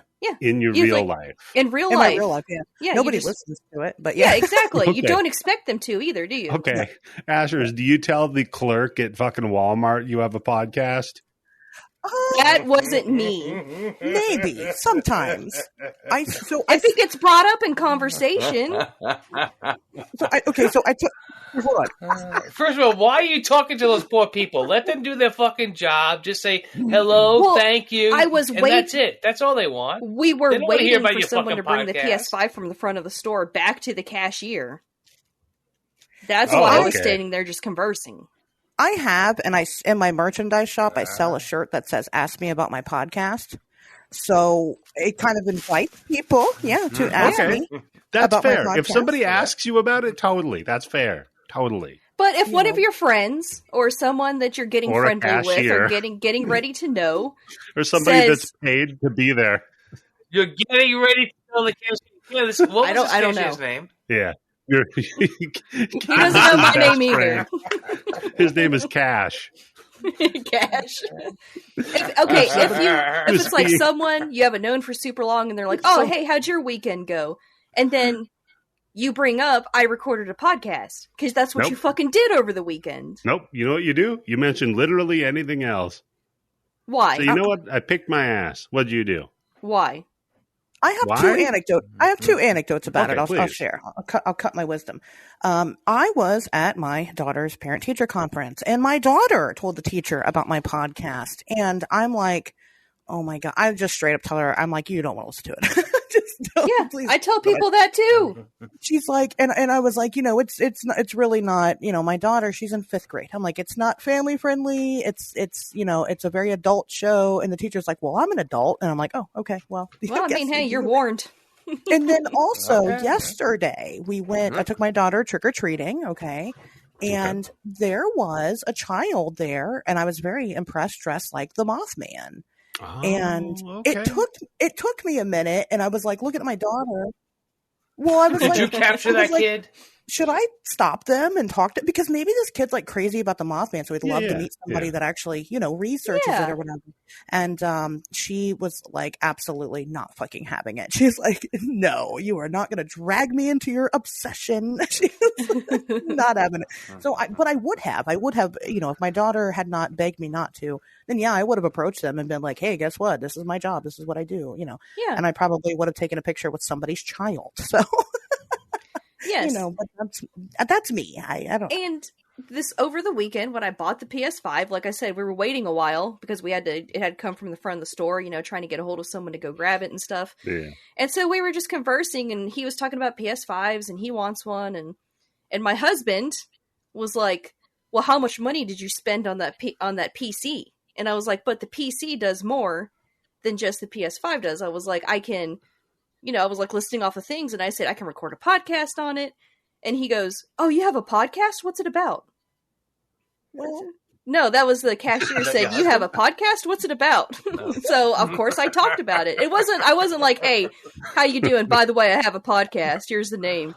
Okay. I'm a shameless shill. Listen, I don't care what it takes to get somebody to listen to my podcast as long as they listen to it. So I'm just conversing. Right now, I'm playing hockey, and my hockey Yeah, Yeah. Eddie, is Bloody you're Bitch the one who Podcast. has shame and needs to reassess themselves and their pride and what their work they do. Okay. Oh no, it's funny because trust me, the people that play hockey for the most part, if they listen to this show, That's they're their gonna be problem. happy. I play with a lot of random people of who have the name of politics Let's Go for Brandon. Tim. I was And going to say, his why do you guys hobby. talk shit about hockey all the time? No, I love hockey. I think out of all of us, I've probably been to the most live hockey games. I'm going to be going to one soon. I've been to one yeah, Stanley Louis Cup Blues game. game. How about that? I think that beats all. I've that been beats to all 4 your games. Winterhawks games. But do you go to your bud's house at 1 o'clock in the morning to watch a baseball That's game? the better question. Or No. to watch a hockey game, yeah. Or to try to swing a bat at his wife. Yeah. Well, maybe. In that mental Jesus, institution yeah, of a building. Arkham. Fucking crazy. So, yeah, then the dude grills the wife like, so where were you? Oh man, this part is so tense because I was like, And I it's would fold in a second. So, That's why he could never look. cheat on my husband. He would know just by looking at me because my face would be red. I'd be stuttering. I'm a terrible liar. there you go. Yeah, lay the ground. Let him know you're a terrible liar when you're a good liar. That is a pro tip. Yeah. Yeah. So That's how you do this it, yeah. scene is so fucking great too, man. Oh my God. Because he's grilling her about it. He's like, so, where have you been? Oh, I was out with the girls getting some drinks. Oh yeah. Who? Where did you go? What drinks did you have? Oh, you smell like perfume. She's like, yeah, I don't want to smell like a restaurant. Oh, okay, great. So then he looks at, and tells her, how much I love you, right? And then she's like, yeah, you know how much I love Always a you, good sign, right? yeah. Uh-huh. And then he leans in, gives her a kiss, and she kind of like recoils a little bit. Makes me wonder if he's like super controlling. Well, They kind of you allude know, to that later. They did You think, try to Candice? portray that, but You think? let's be honest here. The guy's not fucking wrong because she was out there cheating. I mean, Yeah. That's true, yeah. There. Yeah. This is true, yes. But it's kind of like one of those things. Is it the chicken or the egg? Is she cheating and that's why Or is he's he an acting like asshole? that? Or he acts like that and Right, that's so what's it's like- making her go out and cheat? Or they he's acting try to like make that and she's like, I him, might the as well do husband, this look fucking like a thing. bad guy, but it's like, but there's no other signs aside from him just reacting to what she's doing.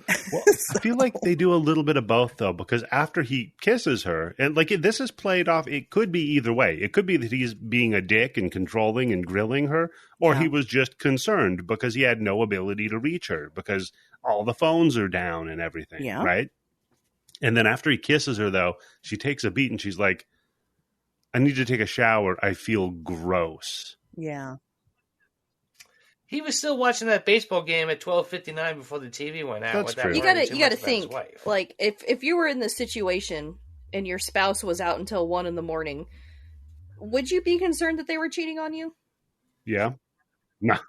and not And not not answering answering the their phone? phone? I took it as she's been doing this for a while. Yeah.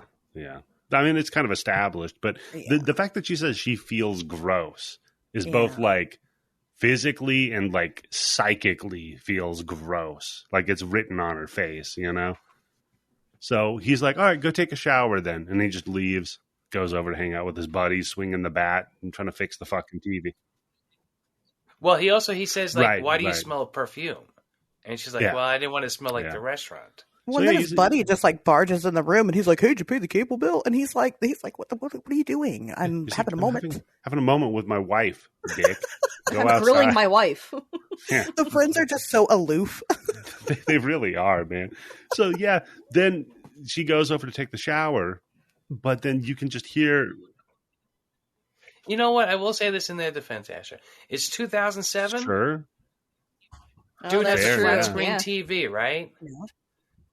Right? So you're making that trek to go to this fucking mental institution fucking That's building where all their Arkham. money went. at 1 o'clock in the Yeah. morning to watch the fucking game, right? That's and why now they're- the fucking TV doesn't even work. And you gotta sit That's here why while this they're in guy's the going, shitty why does my wife apartment smell? because he spent all that money on the flat All the money screen. on it.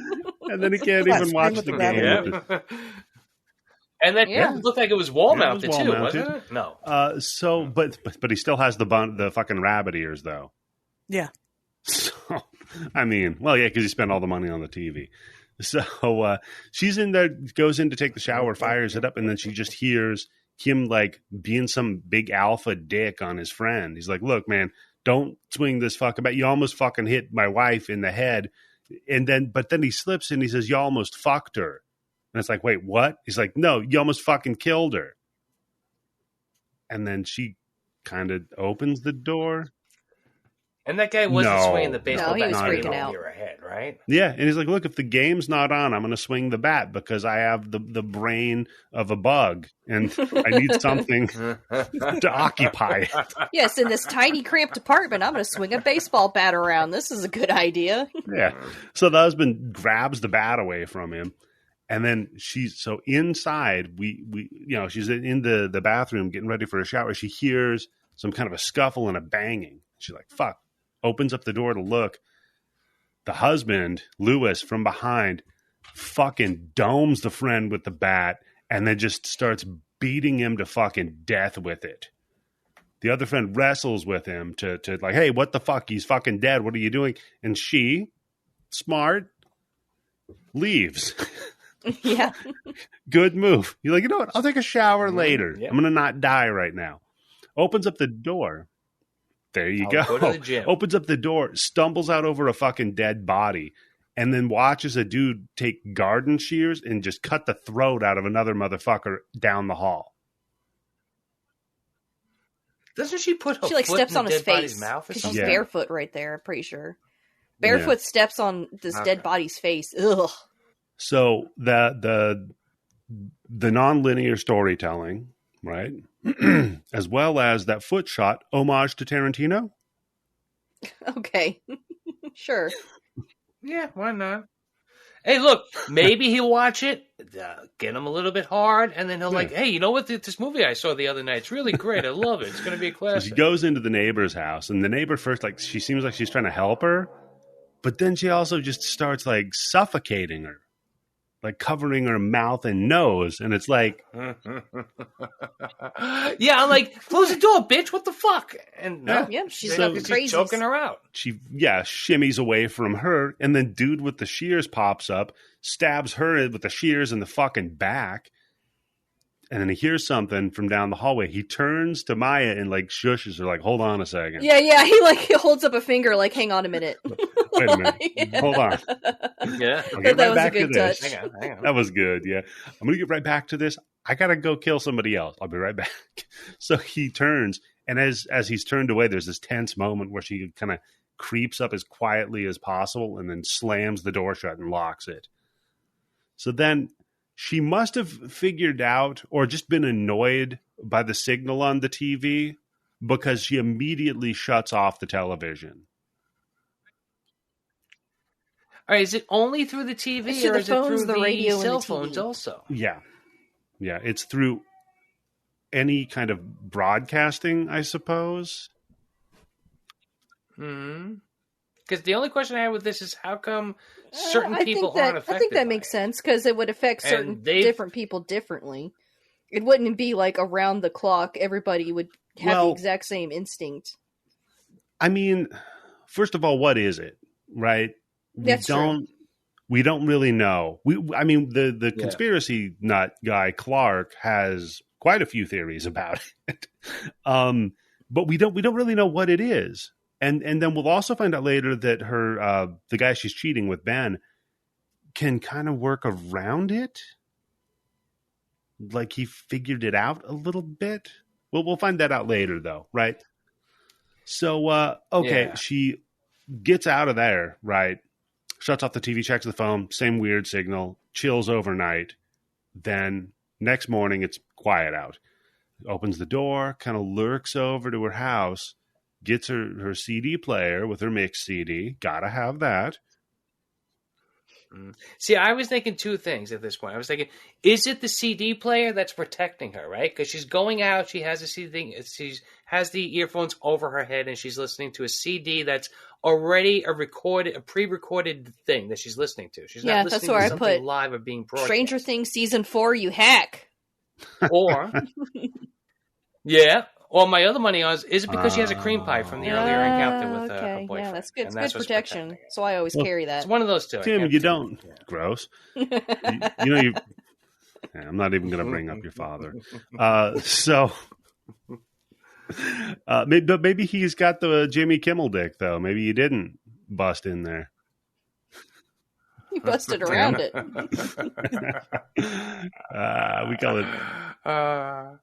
I don't understand. My husband's not wearing a condom, and we're fucking every night. But I can't what get was pregnant. that story about the infertile couple that was paying the friend to try to knock the lady up, but he'd had a vasectomy? This is an old story, and he was just like, I'm getting paid to fuck her.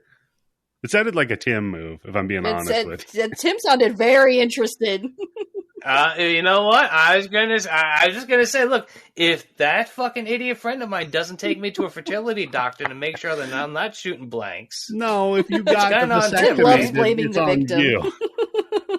Now, Tim loves loopholes, is what he loves.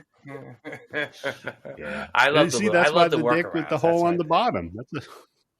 If I could get a job, what kind of job could I get where that's my job? Right? Just figure out workarounds. No. Work for like a big company and like, no, don't do this kind of promotion because some motherfucker's going to save up $7,000 to catch up and wipe you out. Risk management. That's a good one. But that's predicting loopholes and trying to close them. No, what you want, Tim, is you want either a cop, because no, they have to find loopholes all the time. Oh, I thought he had a gun. You know, or you want a lawyer. Lawyer would be good for you too. Oh, that's true. Yeah, lawyer. Yep. Yeah. He had a bunch the of law Twinkies. says this. It doesn't say this, so that's really on the law at this point. You know what? It's not his fault. He ate a bunch of Twinkies. There's no law that says an orangutan can't become a lawyer, right? So, ladies and gentlemen, I'm going to let my partner here, Bobo, take over for my presentation. He's on retainer with bananas. You know what, Tim? I would watch that. It's like BJ and the Bear, but like meets the Firm. I'm down. Yeah. Right? Every once in a while, the monkey just goes crazy, starts throwing shit whenever they're lying. This whole courtroom's Bobo knows. Literally always throwing knows. shit. Yeah. This whole courtroom's out of order. Literally, that guy's throwing shit. Oh man. So she's in the house, gets the CD player, the shoes. She sees the husband taped to a chair. She's like, oh well, that's not really my problem. Puts her headphones on and leaves. This is a problem that's going to solve itself. Yeah, so wait, hold on. Asher, you might be right, because at this point, what has he done except try to call her on her shit? And she sees him tied up in a fucking chair, and the other guy with the fucking head bashed, and she's killed like, a man in cold blood in front of her. Well, yes, but however, we know that there's this weird signal going on, and that could have caused him to do that. He might not have been a dick before that point. Fair. Maybe the signal... But he does. He always plays a bad guy. Maybe the signal, like, kind of gets rid of your inhibitions. It kind of brings out the person that you really are deep down inside. And maybe he's just violent inside, but he has to, like, toe the line legally so he's not violent in his everyday to day life. Because when you meet some other people, they kind of fixate on things that are insane. Yeah. Yeah. So maybe this is something that just brings out something you always wanted to do anyway, and now you have no barriers. That makes sense. That tracks. Yeah, because the paranoid guy, he just gets more paranoid. He doesn't really get super violent or aggressive. You know? The one chick, she just becomes obsessed with throwing a party. That chick rules, by the way. I think that's how she was already living her with. best life then. Oh my God. I think she's the sister of the mom from... Oh, the way she acts, yeah. Yes. I already have blue balloons. Oh, man. That woman was so good in that. Go watch Sleepaway Camp again, dude. Just for her. She was so good. Yeah. If that performance doesn't hook you to watching the rest of the Phenomenal movie. Great baseball scene in it too, Tim, to tie it back. 5 minutes of just baseball for no reason. Although it is fun. You get some good lines in it, though. Then just dude drags her ass into a utility closet, and I'm like, well, she's done. But no. Turns out it's the Rod, one of the friends from the party that didn't, or not party, they weren't having a party. Well, they were going to have a party. They were going to watch the game. It was one of her husband's friends, Rod. It's one of those guy things I don't understand. We're going to get together and watch the game. Sports are What's dumb. hard to That's what I don't about that, understand. Candice? You don't understand sports? I don't get the appeal. I really don't. I've tried because people like it so much, and I'm like, I want to enjoy things too.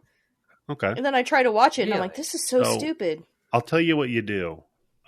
Get $200. Okay. Bet $200 that one of the teams is going to win. Then watch the game. I feel like I'd be stressing out the entire fucking time. Yep, you will I'd be like, I'm not Candice. having You fun will at be, all. trust me. Nope. I'm Okay. nervous peeing the entire time. I'll throw you a swerve. You ready? Alcohol. Okay, well, I do like a lot of things when alcohol is involved. There you go. And a lot of sports, Candice, I bet one of the reasons why It you don't like is. sports is because it's so slow and draggy. Right. Yeah, so that's when you're bullshitting with your boys about, hey, you know what? Last week, my wife did this and that, and she's fucking driving me nuts and all that. And the other guy gets on the game, I was like, oh, I'd really like to have a threesome with. No, what that comes up later on. A menage menage a on three. three. A menage on three. I guess it's the male. I guess like it's that the guy, though. You know what? I like it. gendered normative, whatever, male version of the hanging out when you're getting your hair done and talking shit. Oh, yeah, I've done 'Cause that. you're kinda Did it stuck this there. weekend. Yeah, there you go, sir. There you go. Yeah. I actually Candice, you ever hate go shopping with I a bunch of fucking your hate it. girlfriends? Hmm. Okay, well. But you understand the That's appeal true. of I do that, like getting right? things. I just hate the physical act of shopping. Getting that's the worst opinion. Like, I like when people just hand me shit. I don't like going up and getting it. Hey, people do hand me shit. I've gone through the list of things that people have just given me, like a Fair. trip to New York, a trip to Europe. God damn. Ah. Yeah, the only trip I've ever been given is like a ride to work. Like, oh yeah, you definitely need to go to work. We got to pay the bills. So I'll give you a ride. And that's about it. Yeah, you're just jealous. You're just jealous of the fact No, that I people am. just give me things. Yeah, I'm not lying. No, I'm. Also, openly admit that. I got St. Louis Blues tickets, so I'm going to my first hockey game soon. Yeah, and then you can sit For there free. and complain about how you don't get sports. Hey, I feel I'm gonna have a good time. I think I'm gonna drink. There So- you go. Bet on the game. Yeah. God. Watch out for that Oh, puck. God. The next picture you No see shit. of me, I'm Watch just out a for the black puck. spot in my mouth. Just, Yeah. yeah. Read the back of that ticket, We've Candice. just got Candice See on what the it says. podcast next week, and she's just drooling into the microphone. So yeah, people still give me things. She got a mouth wired Yeah. shut. Best podcast ever. Candace's best appearance. No, so yeah, the dude's like shushes her. He's like, listen, everybody went fucking crazy right now. I don't know if you're crazy. So look in my eyes. Okay, we're making like eye-to-eye contact. Okay, I'm gonna take the thing off. Don't fucking yell. And he's got this like mace that he's built with Oh, he's knives got this- sticking out of it. He's got this Dead Rising. Yes, Dead Rising. Yes. Dead Rising. Oh my god. Yep. And I'm thinking that's not going to work at all. When we see how he makes it later on, I'm like that shit maybe works in a fucking locker room on the second floor of the mall. But Plus, in why real do they have life, so that's many one fucking swing. knives like that in their apartment? Now, that was a lot of knives. It was a it's lot. a party. It's a party. Yeah, it's a bring your own knife party. To be fair, they are in a mental asylum, BYOK. so it works. Oh no, you think that's all the like they have to bring the knife with them so that they can protect themselves in the apartment complex? Like Oh, maybe. the defense mechanism. That makes sense. So now he takes the thing off of her, the tape off of her, and she's like, "Look, I'm not crazy. I'm not one of them." It's like, "Oh, okay, cool. I'm gonna fill you in on where we're at right now. See, I killed like 12 people last night and climbed up to the roof, and guess what? It's not just in here. It's like fucking everywhere. Then somebody hit me in the back of the head with a hammer. Does it look a little red to you, by the way?" And his head is fucked up. Like She's like, it's fine. Yeah. It's fine. you see, like brain. This good thing is why some this old is man my hit you in the head favorite with the portion of the hammer. film. I love that. I audibly cackled when I don't know. It was good.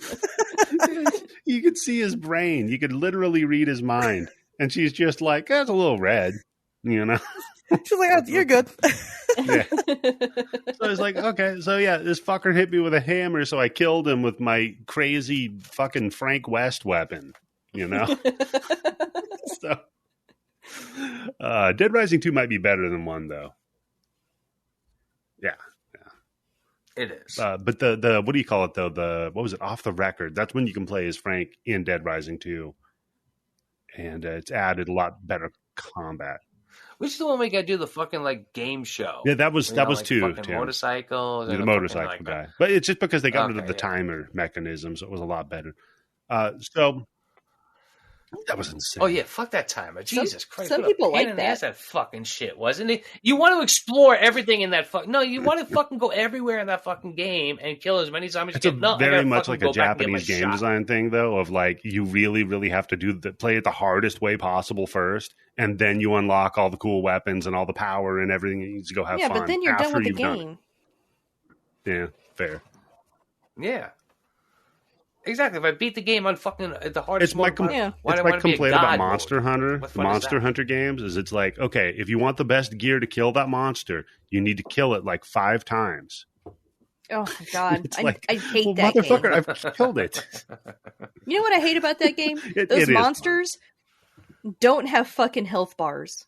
You have to pay attention to the way they're acting to see if they're close to death or not. And if they get away from you, that's true. Then it's over. You have to start all over again. You have to track them. And, yeah, it is. I hate it. It's a tough game, man. It's fun, though. So, yeah, then he's just like, yeah, so I killed like fucking 12, 13 people. So we're fucked. He's like, I don't know what the fuck we're going to do. She's like, no, I got a great plan. Here's my awesome plan. Let's walk out of here.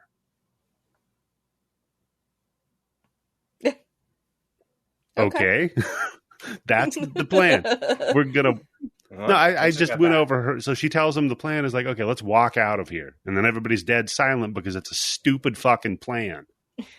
Oh, no, we'll just pretend like everything's cool. Right? And then nobody will bother us. Sure. Well, what's your plan, Eddie? How would you get out of there? What would you do in this situation? Well, I would run out and start sticking my finger up people's asses like Tim. Yeah. Just start killing other people. Blend in. Been waiting for this. It's like, fuck, finally. I guess. See, Tim, I think you already have a little dose of the crazies. I think that's the problem. That's what the weed's for. How it evens you out. So they just walk out. And as they're walking out, though, we see somebody Maya knows comes into the apartment complex, makes his way toward the back. And we'll put a pin in that because that's going to come up in the next story. So they get into the car, go to drive, or they're getting into the car, and some cop lady, of course, from behind is like, hey, help me. And Rod's like, that's a cop when everybody's allowed to go crazy, and I'm a person of color. I better check this out. Mm-hmm. Yeah, that's very true. That's why they had to hit that motherfucker in the back of the head with a hammer to make that plausible. You're saying he was brain damaged, and that's why he was like, I trust the police.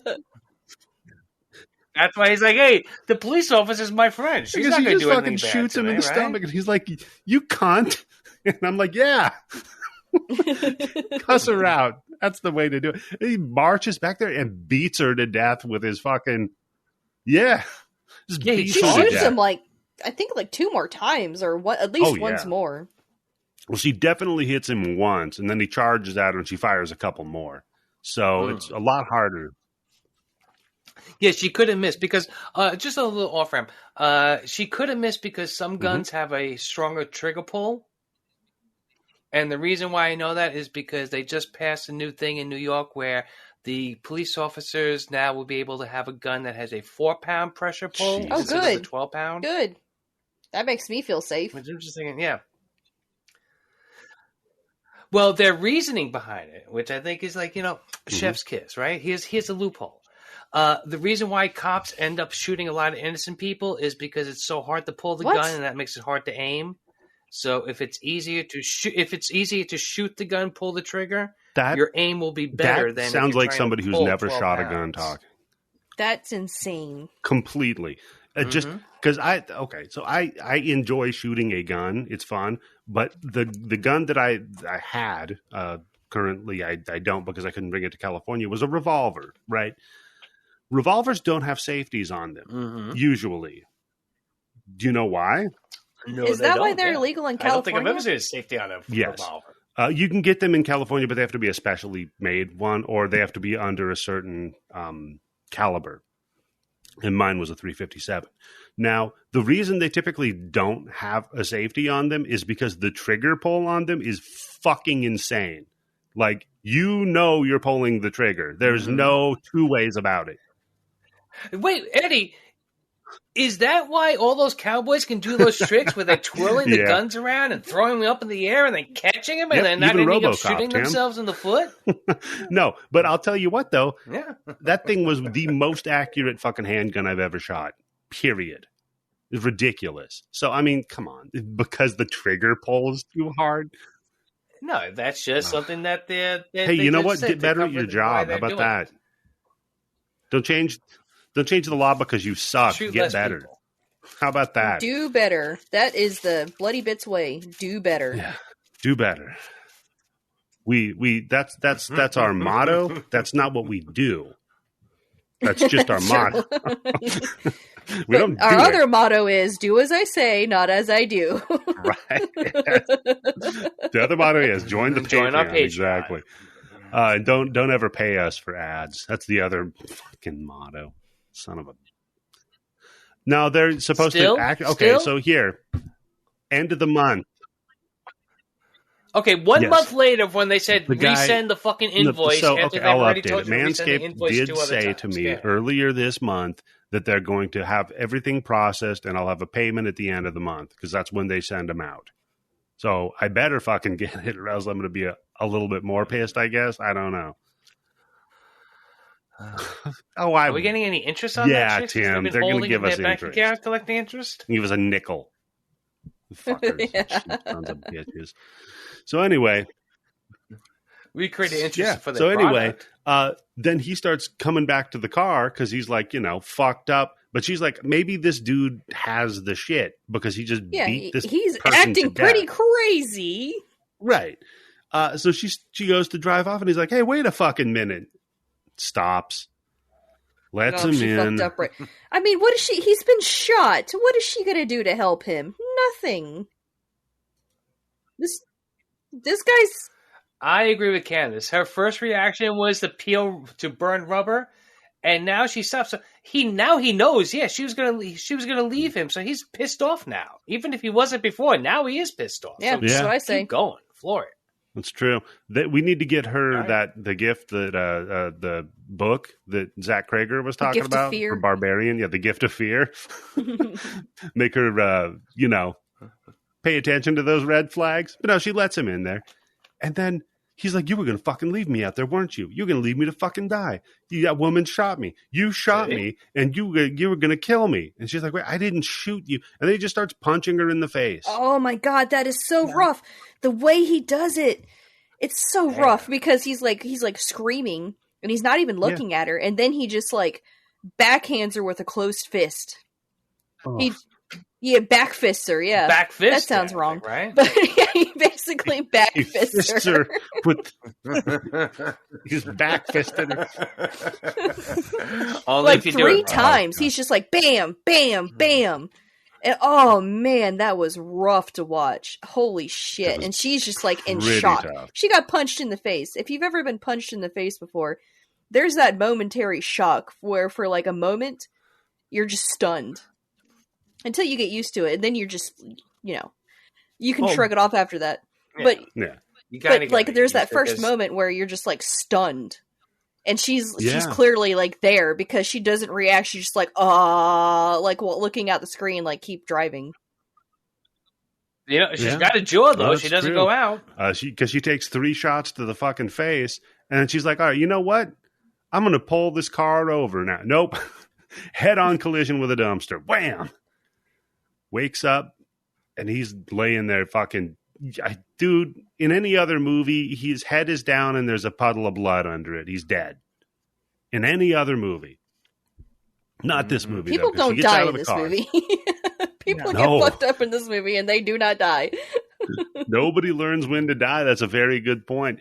So then she gets out of her car. She's like, fuck, I got to get my CD player, clearly. So she reaches in there to get the CD player. Just gotta listen to Gets her it. Kate Bush. Pops out. And some dude stops her and is like, hey, lady, do you need some help or something? And she's like, no, I'm going to Terminal 13 to meet someone. Leave me alone. And then she walks off. Yeah. And puts her And then we headphones on. cut to Lewis. In that situation, wouldn't you Yeah. want to have your fucking ears open a lot and of be able to hear whatever the situation- fuck is going on? Have a lot around of you instead of listening to Kate situational Bush? awareness. Yeah. Unless I would. somebody is blaring a radio. Right. That's true. Because then you get the That's a good signal, point. Tim. Mm. Okay. So we're at about halfway into the... Okay. Yeah, but those old Walkman fucking headphones weren't That's noise true. canceling to block out if somebody's driving by you blasting a radio. So now we cut into the next of the three stories. This My favorite is one. okay. Yeah, and Tim's. So yeah, this is It the works. weird. It's just okay. Sorry. No, it's okay. This is the weird black comedy one. Was what I was going to say. So go ahead. Mhm. No, it's just that this kind of comedy and humor is so hard to do. I think, right? Yeah, And I they just pull 100% it off agree. perfectly. Yeah. It's so Yeah. because you see this woman and she's like blowing up balloons with one of those like bicycle pumps, which I was like, that's a good Mhm. idea. I don't know why I never thought of doing that before, but Yeah, now I life need hack. to. Yeah, I thought, that's a bicycle pump. I thought it was actually just like something you bought just specifically to blow up fucking balloons. I don't know about a bicycle. I've used similar ones for like basketballs, footballs, soccer balls, things like that. It's just a pump. Oh, It's I just made an my air pump. first. Yeah. I made my first real adult purchase. I bought an air compressor. Oh, wait, hold on. So- Wait, what? So now, not only did I buy a PS5 this weekend, but I bought an air compressor. Oh, The mind boggles. What am I going to do with these things? But now I'm like itching. I'm finding something. I'm like slashing holes in tires, like Nice. waiting. We used to use the one to clean out our old Nintendo. Because you're not supposed to blow in them because then you get the spit in them and it oxidizes and causes problems. So you use the air compressor, just blow it all out. So I'm saying get a good Nintendo.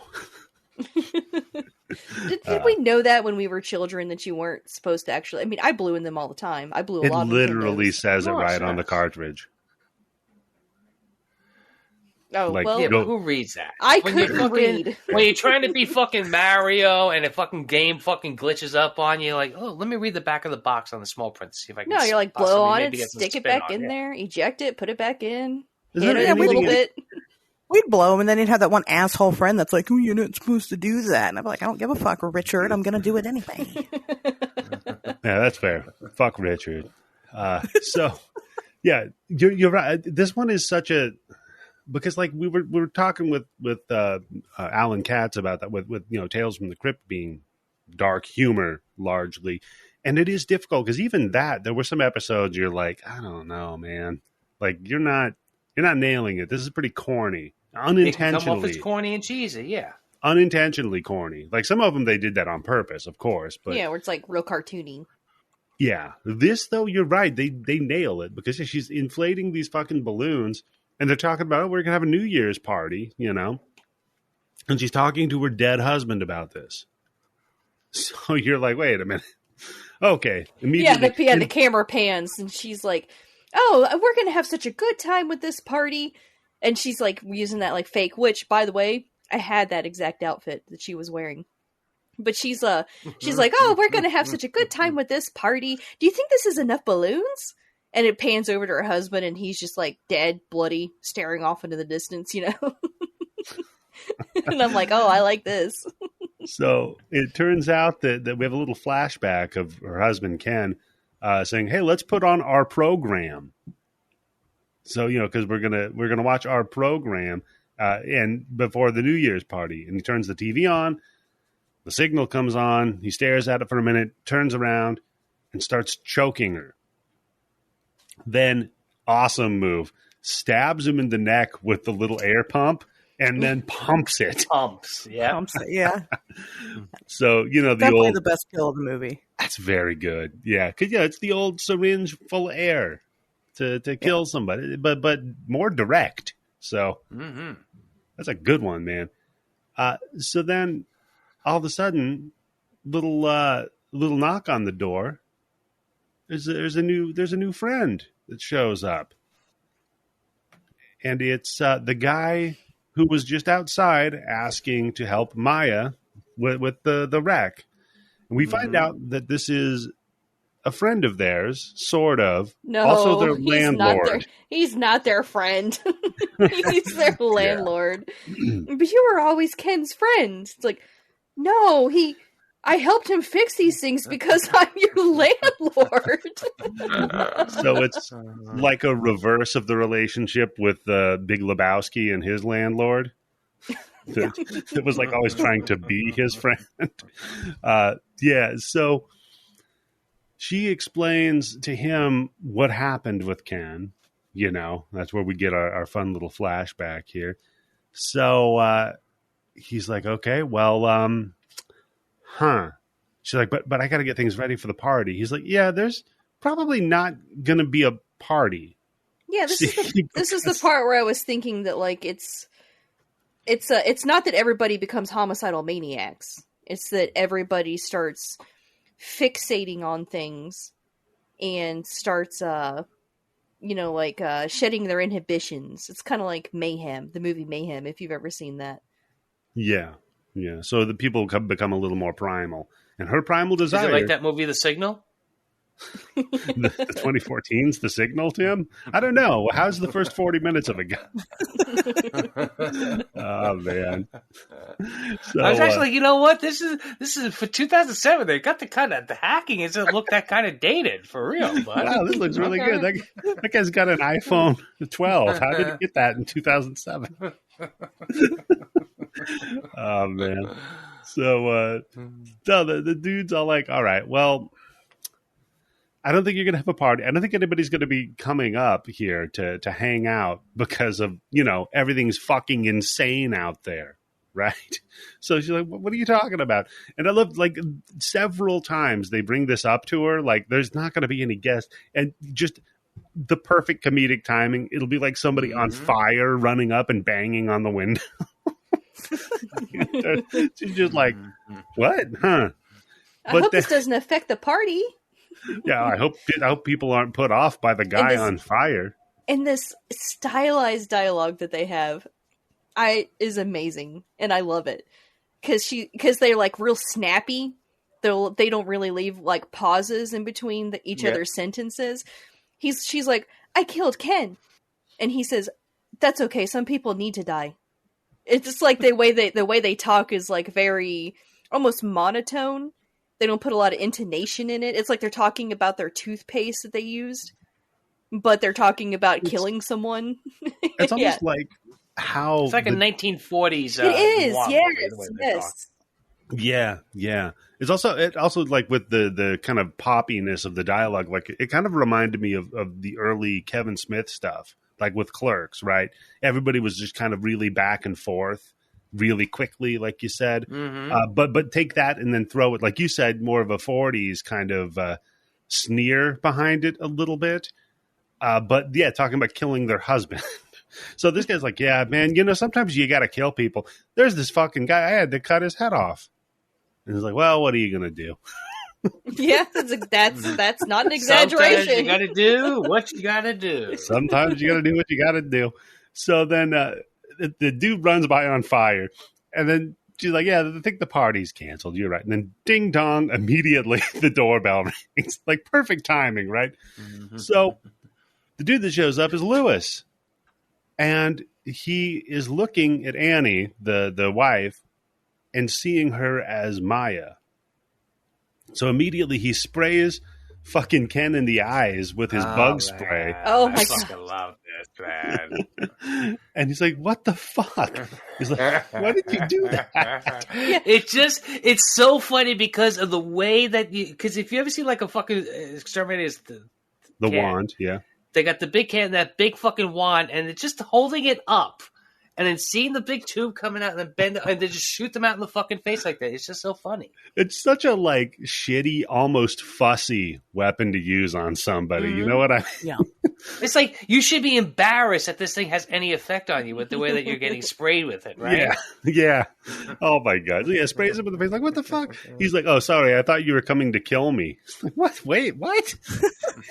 He's like, well, I just had to defend myself.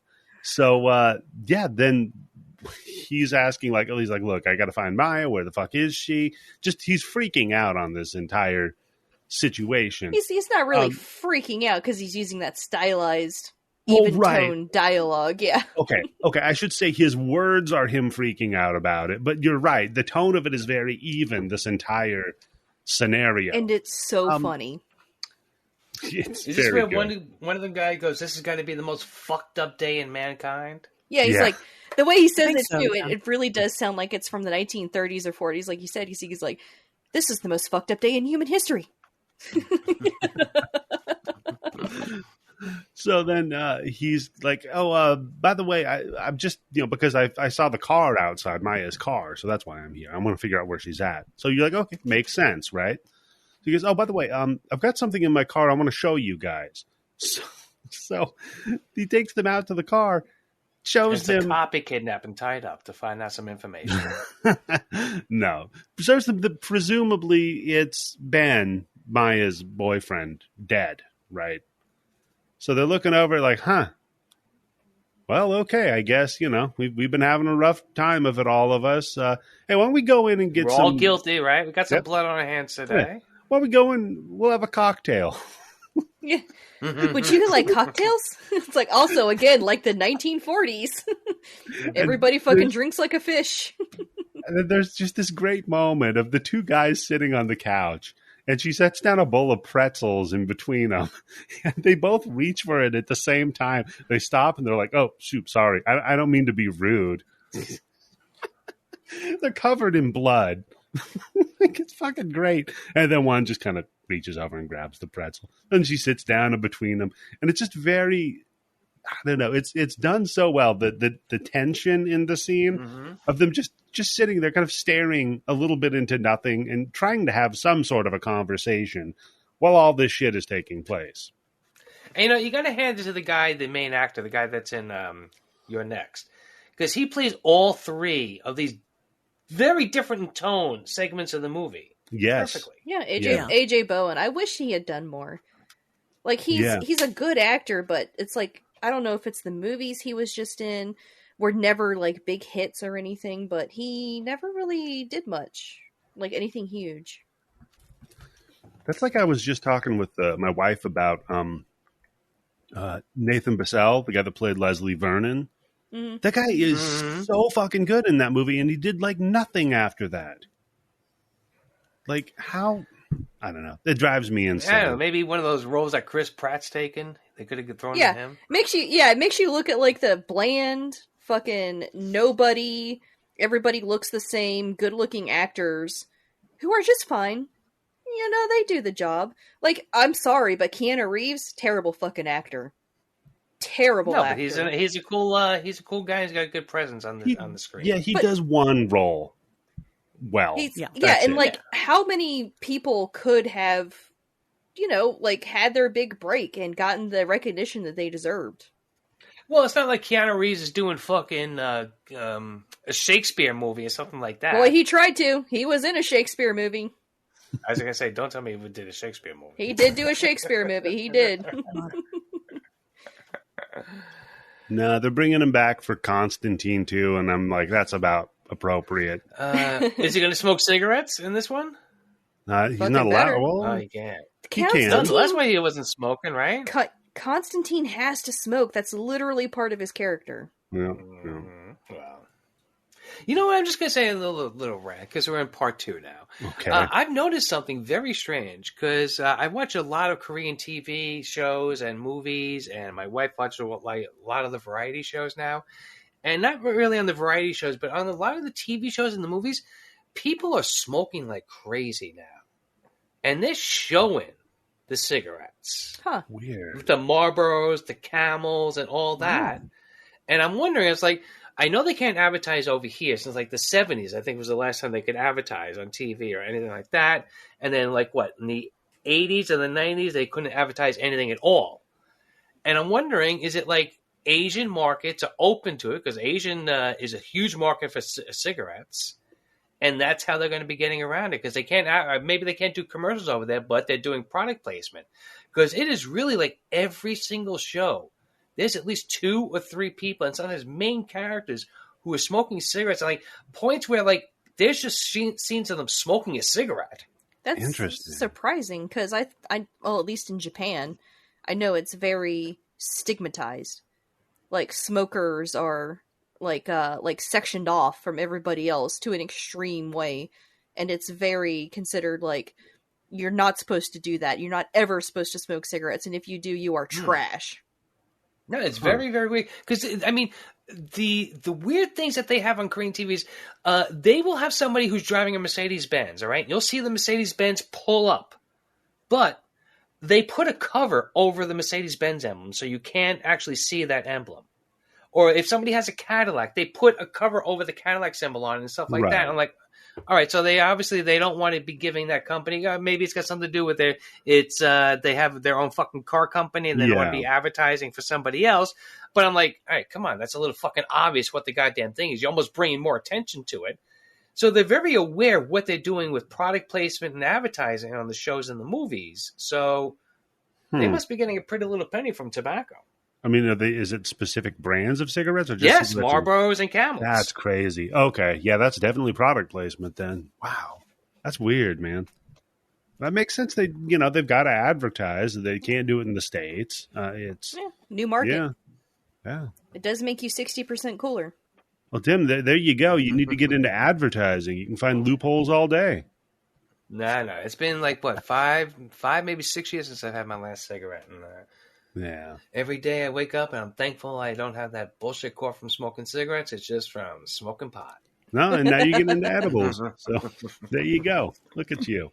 You're just going to have a gummy addiction. So, which, by the way, best addiction you can have is gummy. God damn, they're fucking good. I got to tell you. The only thing is, it's all right. I've lost 10 pounds since I've started eating gummies. Jeez. Okay, because it just kills my appetite. I don't want to eat anything. And I'm just like, fuck it. I can wait another 8 hours, 9 hours.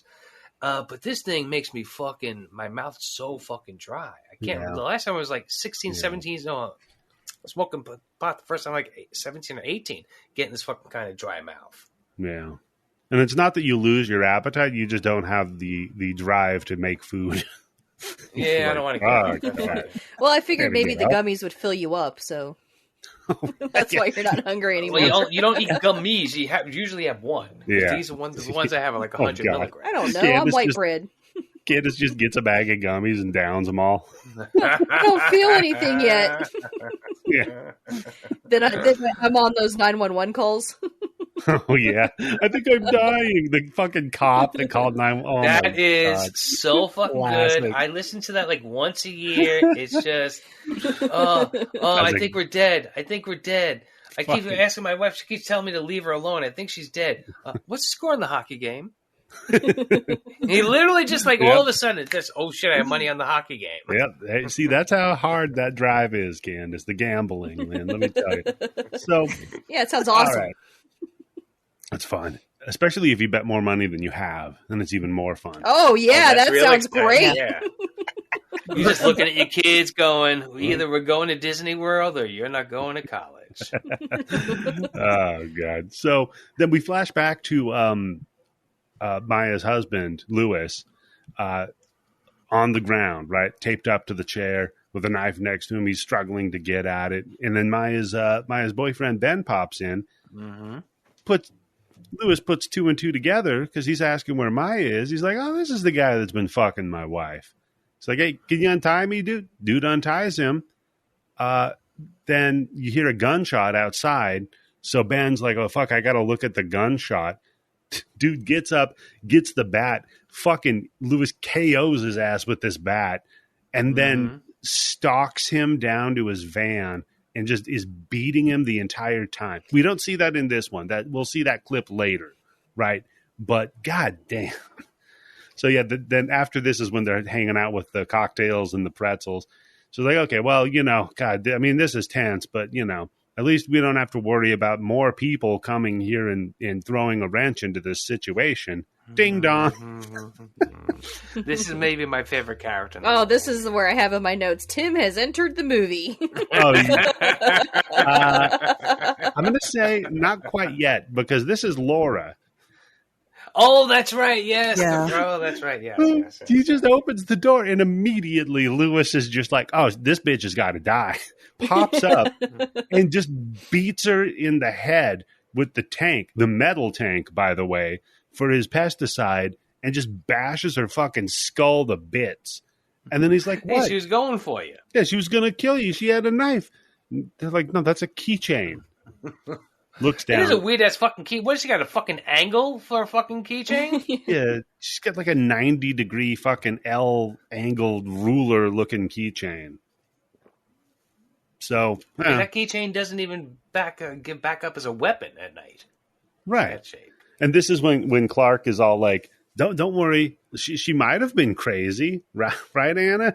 She could have been crazy. It's possible. She did kind of look she like showed up at a party with all the shit going on. So there's probably something wrong with her. Anybody who would come here is definitely crazy. Not me though. I'm here and I'm not crazy. But anybody else, you're crazy for pussy." Well, yeah. Well, we'll find that out a little later because he takes an opportunity. I'll put it that way. He goes for a soft Revenge of the Nerds Darth Vadering is what we're going to call. He's consoling a woman in her time of need. That's what he's doing. Who believes that he is her husband. Isn't it kind of like a sleepwalk? It's dangerous to wake him up in a situation like that. So don't you just kind of got to go along with it? So yeah, there you go. The best sleepwalking and psychotic breaks, right? Yeah. You just got to go play along.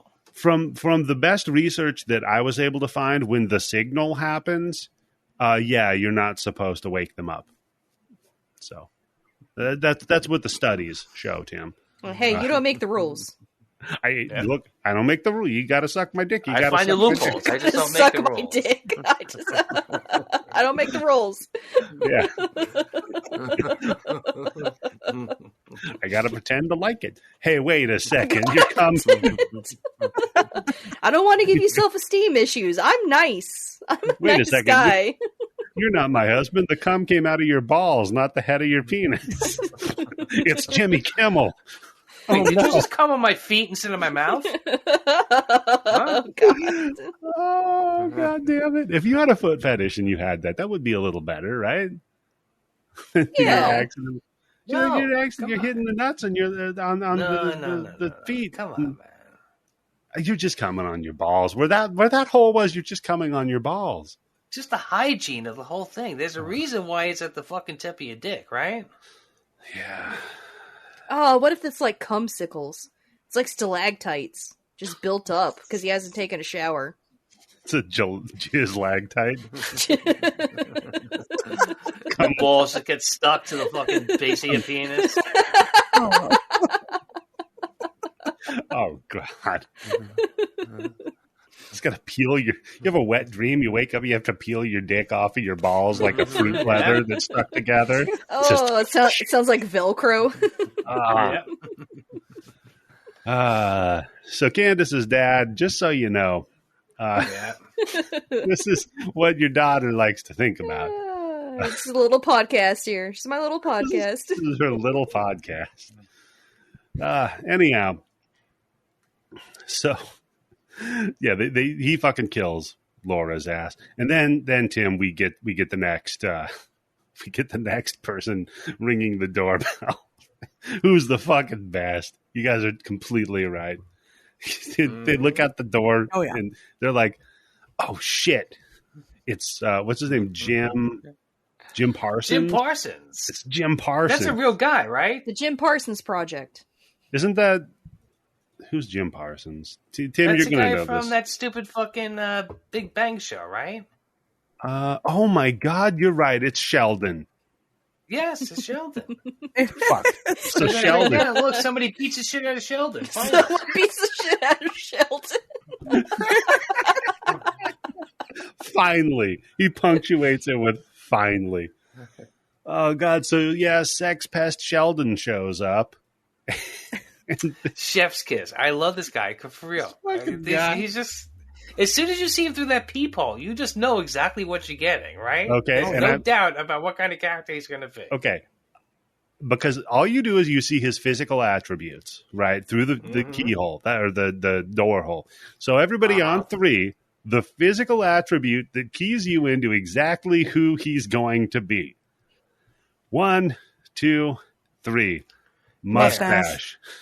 Oh, so well, hair and mustache kind of fit together, yes. He looks like a creep.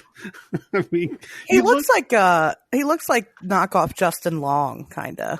Oh, He does. yeah, I didn't put that together. You're so right. He's dollar store Justin Long. Yeah. He's wish.com Justin Long. He's Justin not quite long. Yeah. By the way, yeah. Love Justin Long, too. So this fucking guy comes in. He's like, well, I thought we were having a party, right? Isn't the shindig tonight? Because when that ball drops, I'm going to grab a slut and pee in her butt. Yeah. That's what he says. I have to assume at this moment that his pee hole is at the base of his chest. Otherwise, that's some fucking serious pressure Ladies and building up gentlemen, there, right? Professional podcasting right there to tie a quote from the movie into the weird dick disorder that you brought up at the beginning. And then... And you don't talk about your podcast. You work hard, and you have a good time, and you're good at it.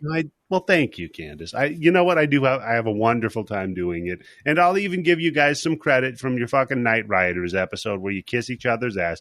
I love that we have a decent community of people mostly. So that's great. Except for that one guy. One person. You know who you are. Yeah. You know who you are. You know who you fucking are, you piece of shit. That's why I haven't invited you back on the show. So anyhow, no, that would be the meanest thing to do ever. I'm kidding. Just somebody sitting there. God damn it. Now I'm trying to think of who we haven't invited back. I think it is Wick, actually. Don't ever talk down to me on the internet again. Oh, you'll never work in this industry again. So then Jim makes a lot of racist remarks about Native Americans. That was fun. So he's like, oh, by the way, where are the 2 people that live here? And they're like, oh, Annie's okay. She's okay. Shut up. That's my King Kong joke. So like, yeah, she's just getting ready, and Ken, he's taking a nap. Yeah, he's dead tired. Heyo. And again, this is just the humor of the scene, but it plays off well. So they're like, oh, you want a drink? He's like, yeah, man, I want to get toe up. So Annie goes back, and she's laying down on the bed now. And we see Ken, because he's laying next to the bed dead. But he fucking gets up and has a little dance with Annie. And then Ken, he hears something going on in the other room. He's like, I'm going to go check what's going on in there. They make a joke because it's Lewis and Clark. Lewis and Clark. And he's like, where's Sacagawea? And that's Candice loved that joke so much. Right? Especially living in Missouri. Yeah, and in Washington. Believe me, I heard enough of it there because that's where they ended up. So well, that's where they started, was St. Louis. It's the archway to the west. Yeah. See the trouble people do to get out of that place? People risked life and limb. Like, they just assumed they were going to die, but they're like, you know what? It's worth it. At least I didn't die here. So, that's when he starts getting racist about Native Americans. And what a piece of shit. This guy, this is the guy that bought Custer's Revenge, by the way, Tim. This guy. Oh, 100%. I wonder how much a cartridge of that game goes for on the. I wonder where you can find it. That's what I want to know. You can For get it on personal eBay reasons, I'm just, for curiosity. It's got to be on eBay. It's got to be eBay, right? about $500 unless it has the leather case for it and everything. Then probably about $1,200. It had a leather case? There was a leather case? Well, Yes. for all the coming. Jesus. Yeah, Tim. It was If you think it's bad to fucking spit on your game. Yeah, that's true. People weren't blowing in the game; they were fucking nutting. Blowing in the game. Blow it in the game. Jesus. Yeah, that's a terrible game and very racist and horrible, just like this guy. So then, Ken goes in to check on, or Clark goes in to check on her, and she's fucking dancing alone. So he's like, fuck, and notices the radio was plugged in. So the signal got her. So he unplugs the radio and starts dancing with her. And this is when Jim starts having a great conversation with Lewis about how Annie's got really nice boobs. And he's like, God, I hope some women come here, because I want to fuck. Oh, is this a story about when he made out with the dog? Yes. As go a ahead. joke.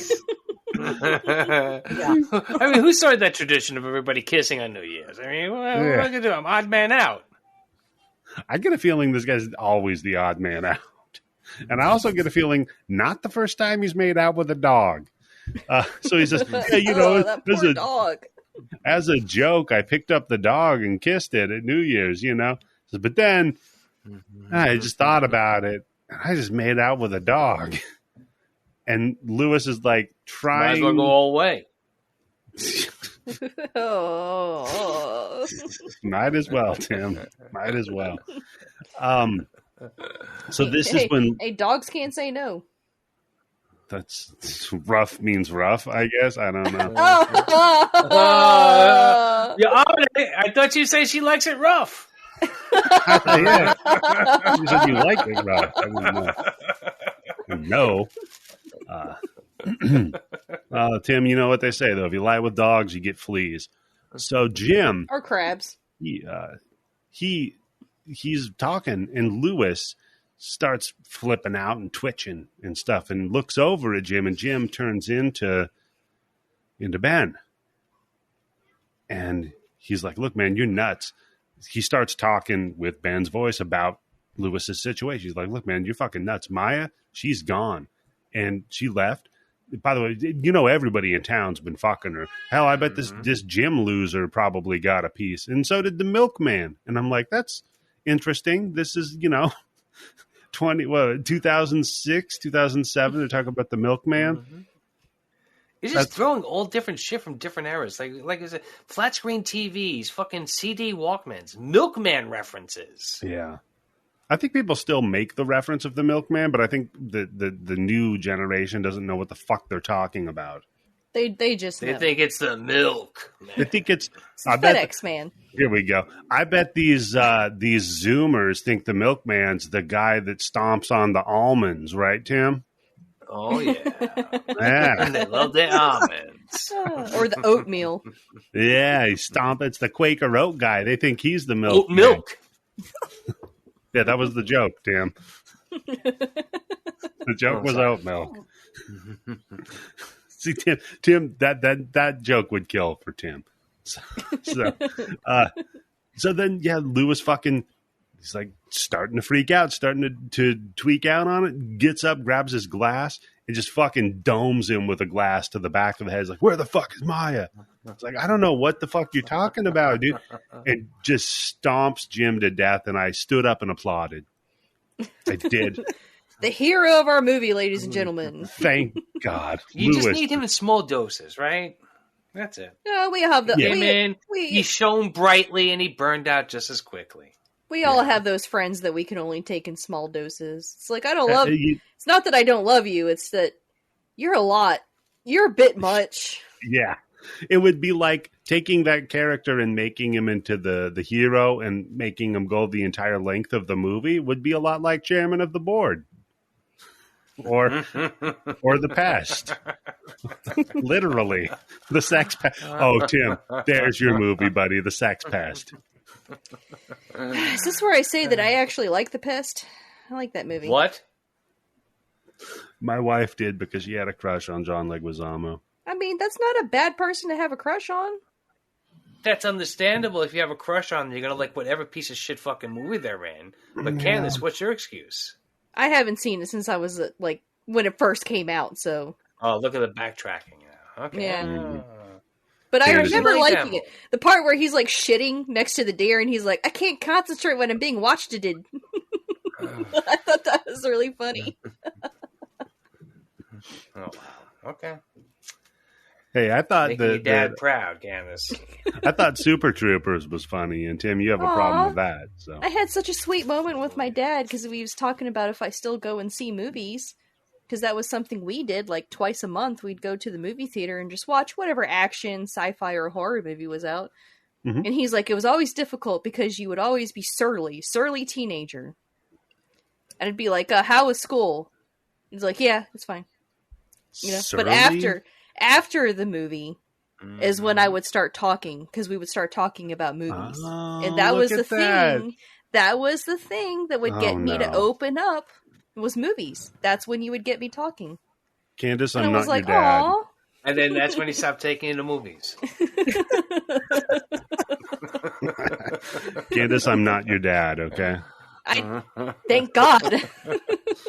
I'm not here for your therapy. I'm not your dad. It's funny because Okay. I See, I talk thought he to was you gonna say, about wait. movies all the time. Yeah. I thought your dad was going to say, you still go see movies without me? Oh, Oh. and the cat's in the cradle. I just, that's in the Oh, No, Tim's my Tim. papa. We all know this. Yeah, he's the oldest, so he has to be. I'm just stepdad. Not like that, though. Not you getting stuck somewhere. You're gonna have to fucking Don't find lie. another. Nope, Don't lie to That ain't yourself. that ain't fucking happening. Don't worry about it. You actually could get stuck in the washing machine, though. How fucking small you are. You could just tumble That's into true. it. I don't think she would get stuck in it. I think she actually finished the job and crawled her way into it. Oh my what I God! Speaking Speaking- tangentially related. So, you know, me and my husband took a personal day on Friday. Haven't taken one in forever. Uh-oh. And, I don't you like know, the way this is going. we were going to spend time together as a couple, being romantic with each other and stuff. So I wore this, like, low-fitting top, showed a healthy amount of cleavage. And we go and get breakfast, and I immediately spill orange juice all over the front of myself. And I get I get egg yolk on my fingers. Yeah. And he's And like, then? and he just starts laughing and handing me napkins. And he's like, you try so hard to be sexy and you always fuck it up. And that's why I love you. Yeah, that's about right. Oh man. Yeah, the waiter Later on, brings did he you complain about the pits? the waiter brings you the kid menu. He's like, "Do you want crayons with it too, little boy?" I had him reach something for me. And he's like, are you fucking serious? I'm like, I can't reach it. That's why it never gets done. Jesus, that's good. Yeah, Shout out that's to my nice. husband. That's very, He's it's very the real romantic. MVP. Yeah, that poor man. So, yeah, he fucking kills him. Then walks in on them dancing, like, to the Careless Whisper. And he's thinking, first of all, he sees Annie as Maya. Oh, I was Right. also going to mention that's the American Waltz that they're doing, tying into Crimson Peak. Oh, God. That's the American Waltz. That's where you're like in a box, like a 4-point box, and you're just like stepping and then stepping and then stepping, and you're staying in this box. Yeah, that's what they're doing. Just can't get that movie out of your head, huh? Never. Jesus. Anyhow, Lewis snaps on Clark for a minute. He's like, "What the fuck are you doing? Well, since that's Annie and she's not Maya, then you must have fucking killed Maya." And dude, just the dialogue and the weird contrived who is who and what is what that happens in this fucking scene. I tried to write it down. It's insane, though. So fuck trying to describe it. Because basically he's like, well, okay, then if that's not Maya, Maya's gone. So you killed Maya. So what the fuck? Where is Maya? Or you know where she's at. So now I'm going to kill you. Drags him out. And he hides under the bed. And then we hear someone being attacked outside. Someone walks in, drags Ken's body out, comes back. And we hear signal noise, and then drags her out, right? And on the screen, it flashes the crazy signal. We see that it's Lewis, and he sprays her in the face. It's like, all right, look. You're just some broad who doesn't matter. I understand you're not Maya. So you need to tell me where the fuck she is so we can get on with this. She doesn't say anything. Sprays her in the face again. Now the screen has gone black because we're from her point of view. Says, okay, you got another chance here. Tell me where the fuck she is. Doesn't say anything. Sprays, and you hear her now sobbing in pain from being repeatedly sprayed in the face. With pesticide. With pesticide. When it cuts out from the black and you see her face, not looking good. No, it's all like bruised and swollen, and yeah, she. It looks like her face got doused with boiling water, almost, right? Yeah. Yeah. She's looking like the dude from Hannibal. A little. No, just kidding. Not that bad. We'll see a face that bad later. So he's like, look, her car is outside. I fucking smell her perfume in here. And he's like, does he really smell her perfume? No, he's lost his mind. What are you talking about? Eddie, does your wife wear the same perfume? Or does she wear perfume? Lady? I have no idea. I'm asking your wife. You're asking my wife? Does she have a signature I'm asking you, scent? does your wife have one perfume that she wears? Or does she wear a couple different types? She wears a couple. She wears some weird alien one. What? What the fuck is it? Hold on here. God damn it. Was it kryptonite? Yes, it's kryptonite, Tim. It's called Muggler Alien. Huh. Never heard of it. Okay. Well, if you don't recognize that scent in a room. Did you look that up? Yes. How do you know this? It sounded like he had it right next to him. He says, hold on a second. It sounded like I heard a bottle moving around. How do you know this? I know my wife's favorite perfume. I fucking perfume. Googled it. I'll put it in here. It's Muggler Alien, and she wears rose essential oils sometimes. That's good. I used to have a signature scent. They don't make it anymore, and that makes me very sad. I have to find a new one. That's desperation.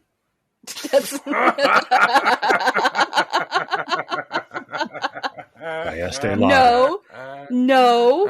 It was called Sun Moon Stars. They don't make it anymore. If you have to pay like hundreds of dollars for a bottle of it now. Sun Moon Stars. You got to pay hundreds of dollars for this fucking shit. Somebody out there who likes Candice, send her a bottle. Don't do that. Go ahead. I got a P.O. box. I can send it to you. DM me. Send me some Sun Moon Stars. Gross. I would kill for Sun Moon Stars. Disgusting. Candice, where you live, a P.O. box is close enough to where you actually live. That's not wrong.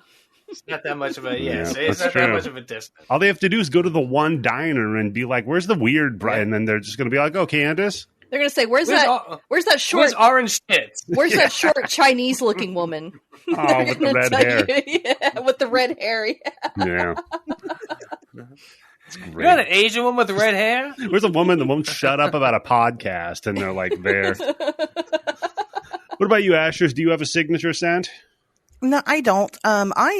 Before I threw my life away and started living my dream, I worked for Victoria's Secret, the actual company itself. And so, I'd get perfumes and things for free all the time. But no, I don't really have one that's a favorite. I have multiples that I enjoy. Depends on the mood. If I'm in like a spicy mood, then I go for like a spicy scent. If I'm more in a very, if I'm just going to parent-teacher conferences and I have my parent-teacher conference scent or whatever, Okay, so you've got an array of scents.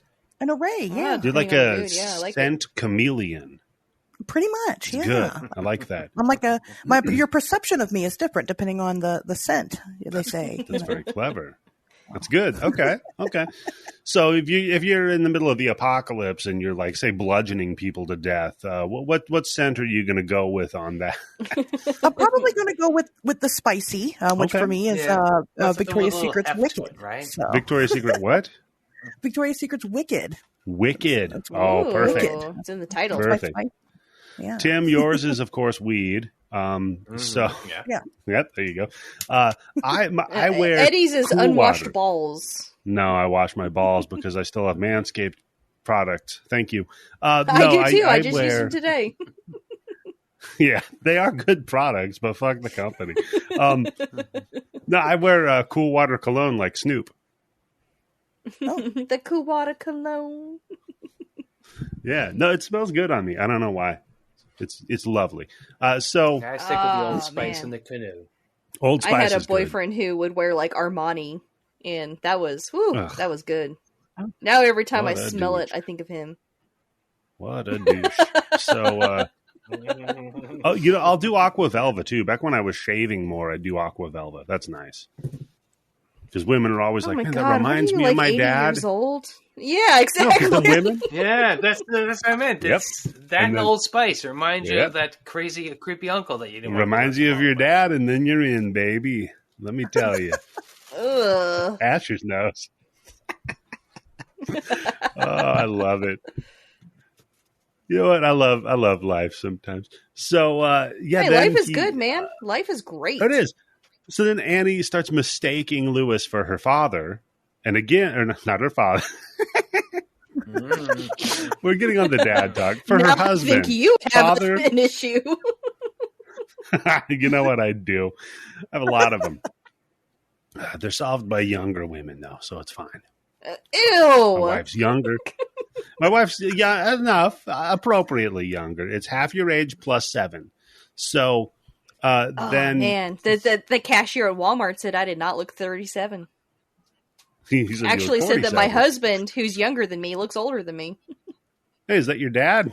And then you said yes. You will be tonight. See, there you go. Candice used your credit card to buy that PlayStation 5, right? I did. Okay. There you go. Ah. So A then MILF with money and a She PlayStation 5. starts mistaking Lewis for her husband and gives him a little kiss.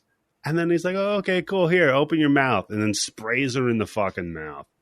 Oh, God. Pretty gross. Yeah. Meanwhile, we see Clark is in the chair with knives through his fucking arms. Mhm. Good pinning him way down. to pin somebody. That's true. Nobody's moving out of that too easily. Yeah, fair. Oh, no, wait. Later on, we'll see that somebody gets screwed to the wall and they get out of it. So Well, he does, yeah.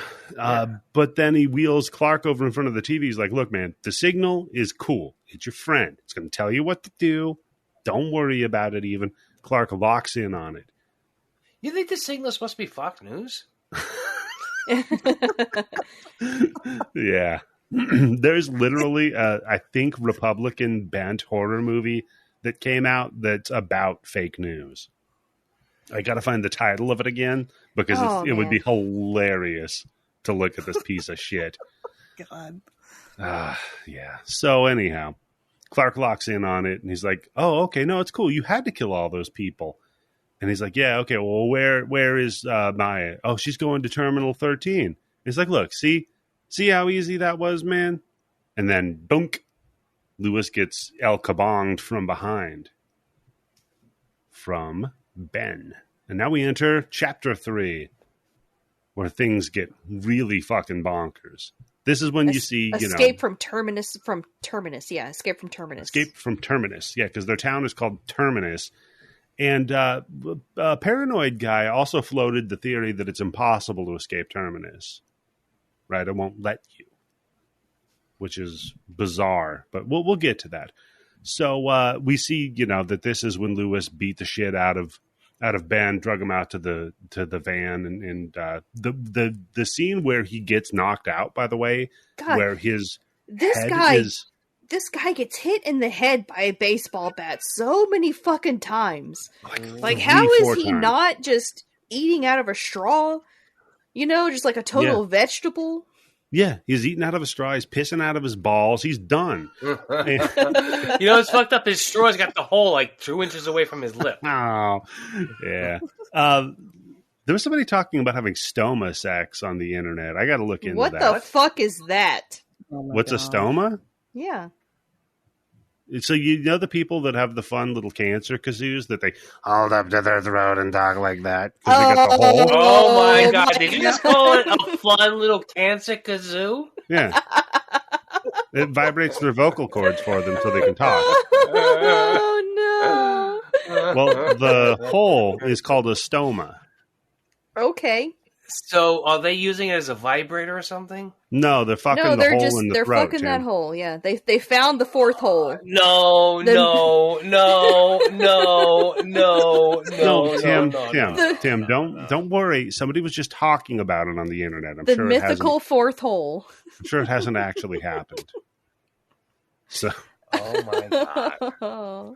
so It's probably actually It takes happened. a Let's be lot honest. to get Yeah. me going. Oh my God. Asherz. Oh my God. Asherz, you're 100% right. It has definitely happened, and it's very hot. Guaranteed. And by the way, brings new meaning to the term, let me clear my throat. So, Oh, shut up! Shut up! the KO shot of him is so great because his head is against the passenger side window, and you just see the fucking bat rock him against the window. Holy fuck, it God, looks and good. What's crazy is that you see so many people get hit in the head with a bat in this movie, and it still Yep. hits just as hard every time when you're watching Very it. visceral. Yeah, it looks really good. If only the wrestlers that do that shit with the bats could learn how to do this the way they do it in this fucking movie, maybe people would watch more wrestling. I don't know, because they're always fucking using dumb rubber bats, twirling them know. around like they have no weight, by the way. Wrestling is a sport I have no interest.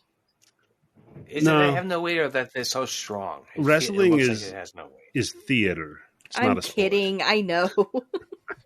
It's funny, too. Calm down, So- wrestling fans. I'm joking. Bobby suggested this No, they're episode. still sending letters to you, Candice. Candice. Bobby suggested this episode. So don't malign the good name of wrestling. Oh, I would never. Bobby's a sweetheart. He is. And Asherz made him watch Bad Boy, Bobby. That's true, Yeah. Asherz. Wow. Do you feel bad? This is like the nicest guy in the world. No, I don't. Not at all. No, No remorse. because Oh! literally. Let me bring up the fact that Asherz clarified something on Twitter Okay. that we asked in the podcast, because I was Okay. like, Asherz brings out this movie Bad Boy Bubby on date nights. This is her comfort film. And what did you say, Asher? Yeah, I clarified. No, Necromantic is my date night movie. I put on Bad Boy Bubby to make sure that they stay and they're serious. But I'm still single, so Maybe that's not working out so well. I don't know. Yeah, I mean, that's rough. nobody's they just have And- bad taste in movies. I don't know. To be fair to you, you didn't make Bobby watch it. You just selected it. I picked that Bobby would be on that episode. Yes. Oh, that's true. Yeah. So So we technically, blame you, Eddie. it's my fault. That is your fault. Yeah, Well, and we I had to also get him back for Wild Beast, right? fucking yeah, that was rough. I'm glad I'm not on a list for that movie. That was BC, So so I don't care. That was before Candice. That's correct. Those were the days. Good old days. You asked me to be on this show. This is on you. I know. I'm teasing you, Candice. It's fine. So now we find out that he woke up from the back of the van, surveyed the damage from Maya's wreck, tracked the bloody trail to the party, found Lewis, and beat him about his head with his own poison sprayer. Irony. His own poison was his undoing. Then he shuts off the TV, says to Clark, "Look, man, we got to get the F word out of here." But Clark's locked in on the signal. And he says, "Okay, hold on a minute, man. I can fix this signal thing that's going on in your brain. Here's how this works. It is filling you with bad information up front. You need to look past the bad information up front, and you'll find reality." Yeah, In it seems to be reality- that you can think your way out of it. If you can just latch onto a line that's attached to Yes. reality, you can follow that back to the real world. It's a lot like when I'm trying to solve a problem and my wife is just yammering on, and I have to tune that out to focus on the real problem. I'm just kidding. But it was too funny not to say. No, you're right. So it literally is Stranger Things, you hacks. Yeah. Because That's when if you put the haven't- headphones on and listen to Kate Bush. Or it's also astral projection. They say you need to have, what was it, a bucket of water that you're focused on so that you can get yourself out when Asher, you're she might be able to astral answer this. projecting. If you, I've never Some dabbled. grounding thing. I've heard people talk about astral projection, and they're like, you know, you can't just like float out there wherever. You have to have something that will anchor you and bring you back. Yes. Yeah, I mean, I've heard similar things, or I've heard like, you know, when you're doing it, when you're kind of like dream hopping, there's like certain items to look for that would ground you and bring you back. Or like I said, I don't really dabble in that. That's a bit too woo for me. Or like if you're in Freddy's Dead, The Final Nightmare, you have 3D glasses that you put Yes. on and they anchor you to reality. That's how it works. Yeah. Exactly. It's like Freddy's Dead. So Yeah. All right, good enough. There I also you know go. for like not fugue state. Oh shit, that dream where you know it's a dream and you can control everything. lucid dreaming. Lucid dreaming, dreaming, yeah. yeah. Lucid dreaming is you can train yourself to see something in the dream to let you know that it is a dream, and that's when you can take control. So I can do that. And here's my I just method. always know. I don't. I think I always do. But when I realize it's a dream, it's not like I just all of a sudden I just know it's a dream, and that's it. Party's on. Yep. For me, it's always like, all right, this feels like a dream. If I'm in a Isn't it butts dream, of sluts. Jesus, damn. I'm always like, okay, this feels like a dream because first of all, I can see myself. Usually I can't see myself, so that's weird. So I'll do like okay, if this is a dream, but when I count to 3, X will happen. 1, 2, 3. It happens. All right, I'm in a dream. So now this will happen. This will happen. This will happen. Well, mine always of ends fun. up in wild sex. Mine With always some ends up celebrity. like, You know, another trigger that I know is if anytime I'm in a dream, if I'm reading something, when I'm looking can't at read it, I know what it says, but I'm looking at the words. I'm like, I don't know what the fuck it is. But I'm also reading it, and I'm reading it, and I'm understanding what it is, and that's when I go, all right, wait a second. There's no way I would understand what this is unless I'm in a dream. that is because the visual language center of your brain is at rest when you're sleeping. So you cannot read in a dream. You know, I learned that from a Batman comic. Jesus. I really did. That was Hey, because he was great. he was caught in a dream by the Mad Hatter, and he didn't know it was a dream until he couldn't read any books, and that's when I learned that. No, I've Yeah, learned about it. my sister's deaf, and when she can have dreams where she hears, but can't like Wow. explain to you what that sounds like because she can't actually hear. That is interesting. Was Yeah. she born deaf, or something happened and she became deaf? No, well, yes and no. So she was born with like issues, and they had to issue her some type of medication that had all these crazy side effects. She actually got lucky with just being deaf. So Okay. Damn, that's Yeah. the lucky part. Damn. yeah, it could have been all kinds of other issues, but no, so it's weird when you're deaf. There's like different levels. So she's not completely, absolutely deaf. She has hearing aids, but because we were a very poor family growing up, she didn't get hearing aids until after she had learned to communicate at a very critical age. And so you can talk to her with her hearing aids in and she can hear you. She does not understand a word of what you're saying. Interesting. But in her dreams, she can hear and process and understand, unlike what she can do in regular everyday life. So, That's fascinating. yep. On the plus side, she would be immune to the signal. At She least would be, audibly, yeah. not She visually. would, she would be immune to the signal. It is pretty hilarious. She can just, turn her shit off. She doesn't hear you. And then that's that. Oh, God, man, I wish I could do that. Candice, You can you talk and shit me. about everybody in the room with your Yeah. hands. It's wonderful. My No, that is- mom yeah. used to say that I had non-communication days where it was like, just don't talk to me, don't look at me. I'm just going to be reading a book in my corner here. Okay. That's just Yep, her and my mom. daughter has that too. Non-communication days. It's probably healthy. Yeah, just don't talk to Candice. Put her in a corner. Give her a book. That's probably healthy parenting. So Healthy for the family. Yeah. Oh, man. So, then it gets even more insane, if you could believe it. Candice, is your cat hungry? That's not my cat. I don't know who that is. I'm guessing that's not Eddie's me. baby. What? Oh, you can hear the baby.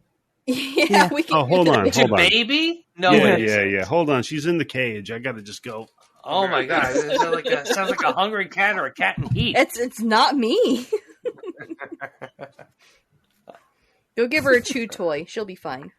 Yeah, Sorry about raw that. bone. She's learned about food now, and it's like a big She's pain hungry all in the the time. ass. Yeah, big pain in the ass.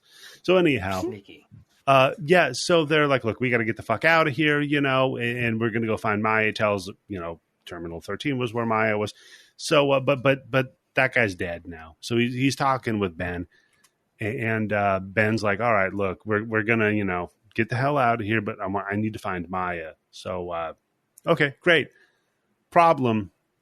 Turns out Lewis isn't dead. Lewis is because nobody fucking dies in this fine. movie after Because massive brain trauma. nobody. They never die. yeah. Maybe the signal's like bringing them back when they shouldn't be. Well, they should already be that fucking is brain dead. a theory that is floated in the movie because Laura, the girl who had her head bashed in, when he goes outside and sees Lewis with the TV on, Lewis is like, well, I didn't turn it on. She did, and she started moving again. So it is potentially possible that it's a lot like what was Charles picked this month, the zombie movie, Not the Manchurian. no, the Manchester. Manchester Day. Yeah. That it's just that the signal hits them at like the last spark of life in their brain, Tim. So that's a very good theory. That's very similar to that movie. But we don't know. They never really confirmed that on here.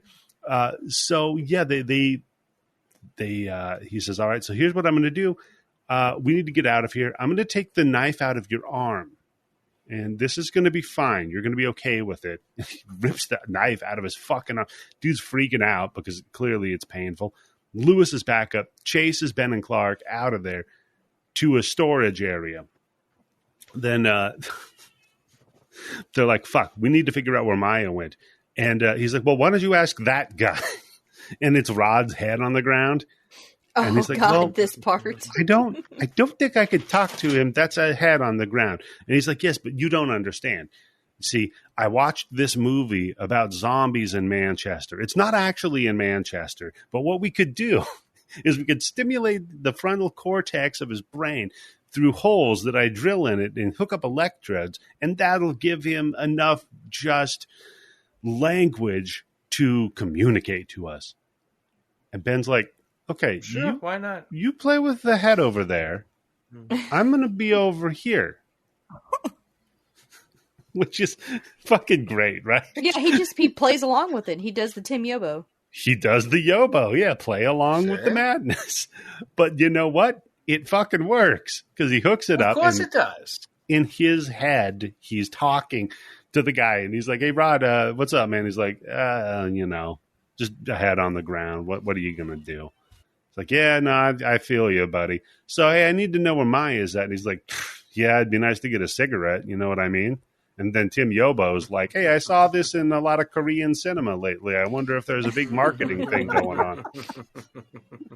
So he's all like, he doesn't have any lungs, but he still has the urge.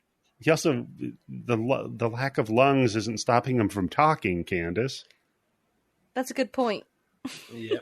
Yeah, I know. I was hoping we could see the smoke come out of his neck. Hey, maybe he can that would be fun. Slap his neck to activate the vocal cords. That's so how be he like, talks. yeah. So it'd be like Benicio. Maybe he's got one of those funny cancer kazoos. Funny cancer kazoos. So you want it to be like Benicio del Toro in Sin City with the head, like the Pez dispenser head with the cigarette coming out of there. That was a great scene. So he gives him a smoke. He's like, goes to bed. He's like, Ben, he wants a cigarette. He's like, well, fucking shit. Now I got to give you a cigarette for your craziness? All right, whatever. Gives him a cigarette. You got to light it, too. How's the guy going to fucking smoke it without a light?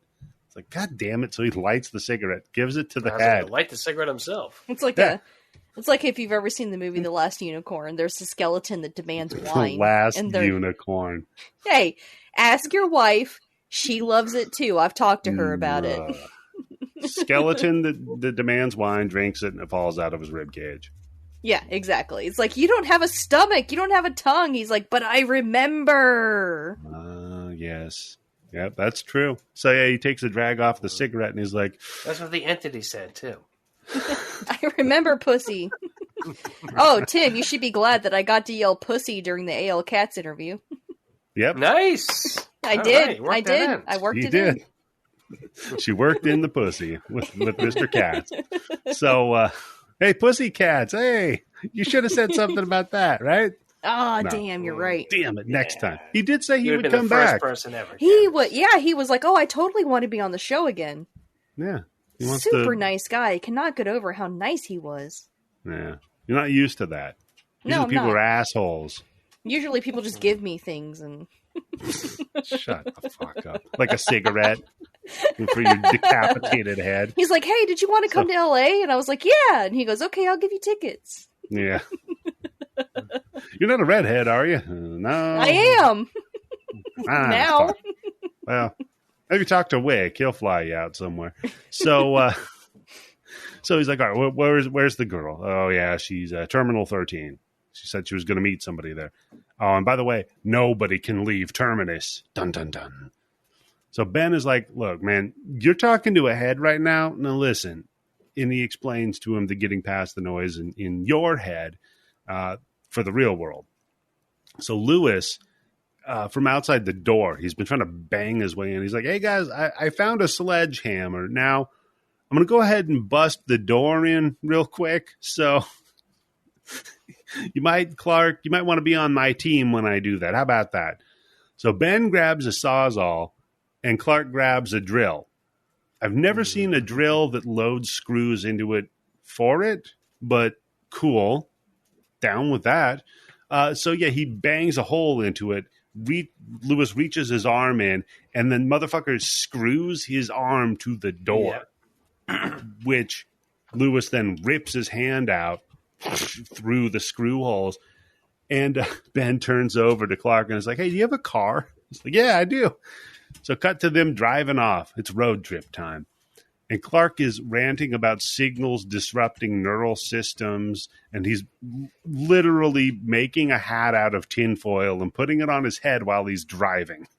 And Ben's like, you sure you're cool? It can't hurt, right? Yeah. He's like, you sure you're cool to drive? He's like, nah, I'm fine, dude. Don't worry about that. Anyhow, so the neural networks in your brain. Shouldn't they be doing a bird box at this point instead of fucking putting aluminum foil on their head? Covering his eyes while he's driving? That's a bad idea, Tim. Well, I mean, they did it in Bird Box, but that's the only way that you're getting infected by this thing is you're at this point, they got to figured it out, right? That it's either seeing it or hearing it. Yeah, I'm with you for sound, so maybe popping in some earplugs, but they also have to talk to each other. So it's a little tricky. I don't know. And also driving is a little tricky when you cover your eyes up. I don't know. You haven't driven a lot of cars, I understand, Tim, but you do need to be able to see. It's part of it. That's true. Common misconception. Unless you got one of those Teslas and it can crash for you. Dude, if the signal's going off while there's a Tesla, fucking forget it. Man, I was thinking about the signal and I was like, if it's live TV and radio, I'm fine. I'm not going to get it now. True. But if it was the internet, yeah, I'd be fucked. No, that was one thing I didn't get about it. Don't any of these fuckers own like a DVD? Like, is nobody like? Is it all just? Is everybody just? Because I'm assuming it's like local. It's like happening locally. Well, we don't know because it could be. Yeah, it global. never really gives away if it was global or not. Yeah, they do. Like at one point, there is the like we're going to run away. Okay, well, where? Yeah. Yeah, true. You know, so who? That's tough to say. I don't know. I had the feeling it was like, I thought it was global. Yeah. And they were just focusing in on this one story. You think it's like a Story. maximum overdrive situation? It's a comet Something that's like that, yeah, flying right? Because past. I mean, what the fuck? How is this local? What is it? Somebody's just fucking around? That's a good point. So remember, they were going to watch the sports ball game, and I have to assume that was a nationwide broadcast. Sports ball. Yeah, that's the term. At 1 o'clock in the morning, so it's East Coast time. That's for true. TV That's at 1 not o'clock a in good the morning. assumption because they're using the rabbit ears to get it. Fair. So it would So be that's a an local over-the-air program, yeah. station Right. rebroadcasting it. Yeah. Okay. Yeah. Who knows? They never answer that question. So Get the writer on the show. yeah, let's talk to You the know three what? rivals. I bet we could. We probably could. Yeah. Probably, yeah. Look at Candice with a hubris. All right. Hey, one good interview. We've got 2 good interviews. I bet we fucking could. Hey, 2 good interviews. What Candice. about you, eh? You forgot Uva Eddie? Bull, and you forgot the 2 Tylers. Oh shit! Fucker. And we forgot Yeah. about what's his face from Leatherface. Oh yeah. Seth, good dude. Yeah, he was really nice. Yep. Man, we need to bring these people back. I'm telling you, man. I'll keep getting. You know, us we more should have a people. month where they all get to pick a movie. Just interview. Oh shit, Yeah. you're right. Yeah, That not would even be cool. interview. Like we're not going to waste your time. Just tell us what's No, something fuck you that need. shit, We yeah. need to watch. I'm down with that. Yeah. You know what? I'll start reaching out to people. Yes, How about do that? it. I'm good at picking these themes for the month, huh? Not really. So Hey, no, except for it's November coming up, and that is Yeah. a sacred Bloody Bits holiday. I can't wait till December. I really can't. It's the best month. Coming soon, Twilight Part 3, right? That's in December, actually, according to Eddie. We'll see. That's what you said. I said by the end of the year. So maybe. Okay. Maybe November, maybe December. We'll see. So, then they're driving the fuck out of there to go hit the 13th terminal, and the car runs out of gas. So, fuck, we gotta hop off on foot. So they hop off on foot, run into the airport, train station. They don't really get into detail on that, but it's a fucking mess in there. I just I like- assumed it was a train because when it shows her, she's on a train. When he's Yeah, like flashing I back to have what to could happen. I have to assume, train station, but Yeah, that's not a bus station. That's a train station. yeah. So they run into there, and it's a mess. So they bump into a lady who's kind of bloody first, walking around. I like that there's the escalators, and they run down the middle path where it's not, on. Close to the crazy lady, maybe. Maybe, yeah, true. So they head down there, and then they find Maya. And Ben runs up to her, and he flips her around, and he's like, What's going on, Maya? And there's a goddamn monster face. And he's like, what the fuck? Freaks out. And he's like, Ben's flipping out. He's like, why did you bring me here? I'm going to fucking kill you. Clark's shaking him. He's like, no, dumb shit. There's nothing there. So he turns, he looks. Oh, fuck, you're right. There's nothing there. Talks him out of it. They walk around a little bit longer, hear some music, and we see Maya in a wheelchair. And she's tied to it with leather straps. And she's staring at like 9 televisions of the signal. Mm-hmm. And just Somebody's really, putting eye drops in her eyes. yeah, it feels like you're at the DMV, but worse. And so then Clark goes to get a water. Oh He's my like, god, do you hear my dogs? They're freaking the fuck out in the what next the hell? room. Yeah, let's see, what's going on over there? They're doing this thing where they're like trying to bite each other, but then they're like tearing Yeah, ass across that's the what it room. sounds like. Jesus. It was like the signal for dogs is going on in Candice's Get house. the fuck out. It's not good, man. You got to feed those dogs. I figured that out with the baby, so Oh, is that why we don't hear the baby anymore? well, don't worry about that. I'm gonna have to do some night digging. So Spider yeah, has eaten. Oh no. Lewis. Dude, I could always make another one. That's no my pee hole is That's in the true. right spot. Oh, that's like the so- whitest kid you know. It's like, well, we can always make another one. It's more fun that way. Yeah, you're right. So then, he tells Clark, "Look, man, can you go get us a water or something? We're having a moment." So he goes over, tries to get the water. Fucking machine's unplugged. God damn it! Bends down, plugs it in, picks it up. Oh shit! Lewis is back again. This guy will not fucking die. Period. Drags him over to Ben and Maya, and he's like, here's your water. He's like, okay, thanks. Looks up. Are we to assume that he's actually been there longer than they have? Yes, because he strapped her in with the wheelchair. That's what I was thinking. Like, he's the one who did that. Right. So he tells Ben, look, man, you piece of shit. First he punches Ben, drags him over to Maya, and makes her look in her face. And he's like, look, you piece of shit. You poisoned her. You turned her fucking against me. And he's like, when I look at her, she is as beautiful as the day that I married her. She looks the same way. She looks the same exact way. as she did in our wedding video. He says, how long is she... His wedding video where he said that she's always staring off into the distance and is disconnected. And I'm like, I don't think that was a good wedding video. Because she's thinking about Ben's cock. That's why. Bad pull, true. But then he brings up kind of your point, which is how long are you going to look at her that way, the way I do? Like, say you do coax her away from me, you piece of shit. How long are you going to look at her and she's going to be just that beautiful like she is to me the day I met her? You piece of shit. Oh, so who loves her more? Yeah, I don't like this fact that she's kind of relegated to just like an object. She's not true. Reacting. She has no voice. She has no agency. She's just there. And it's just these two male leads arguing about who could take care of her better. And I don't appreciate that. She takes some agency in a minute, though, right? Because they are having the argument, but then she makes the choice very clearly, right? Yeah. She claws the fuck out of one of them. No, I'm with you. It is rough, but you know, this was if this was the 2014 The Signal, that would be more modern and progressive.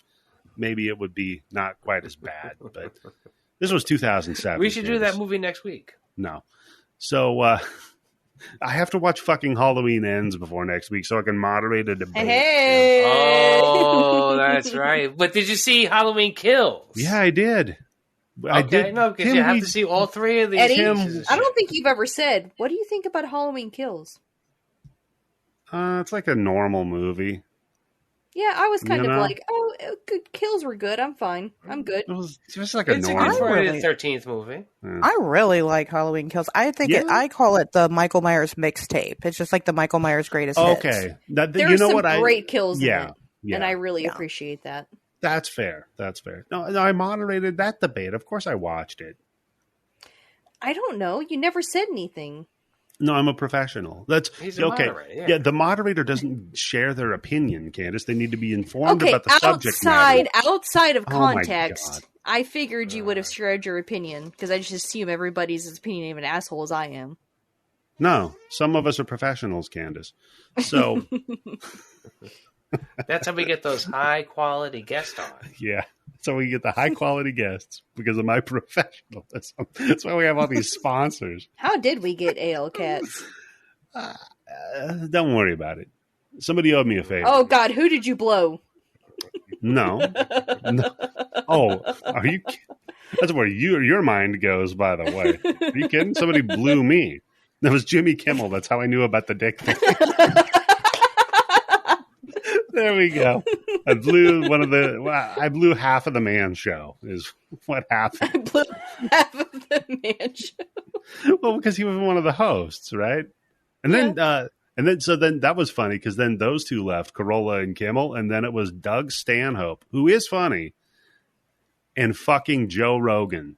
Hey, do you know who else is funny? Dennis Miller. Nope. Really? Not because funny. AL Cats thinks he is. Yeah, sometimes people are wrong, Candice. Not me. Not me. But sometimes people are wrong. Okay, so let's get through this. So, then he goes to Lewis goes to like gouge Ben's eyes out, screaming about Maya not shutting up. By the way, Maya's not saying anything. So maybe that's a little nod to what you're talking about with her no agency, Candice. Yeah, she has no agency. She does here, though, because she claws the shit out of Lewis and throws him back. And then Ben gets up stares at the signal, and he flashes back to when he was home after he just got done fucking her. And he's like, whoa, okay, hold on. When here. he had the post-nut clarity. Exactly. And then Lewis is like, you made her lie. You made her wear a mask. Well, I'll take this fucking mask off of her. And immediately I'm thinking, oh, that the vision of her with no fucking face. We're about to get that. But no, Ben stops and says, wait, who are you talking about? That's my wife, you dumb shit. See? He's like, what? Yep. He does the Yobo defense.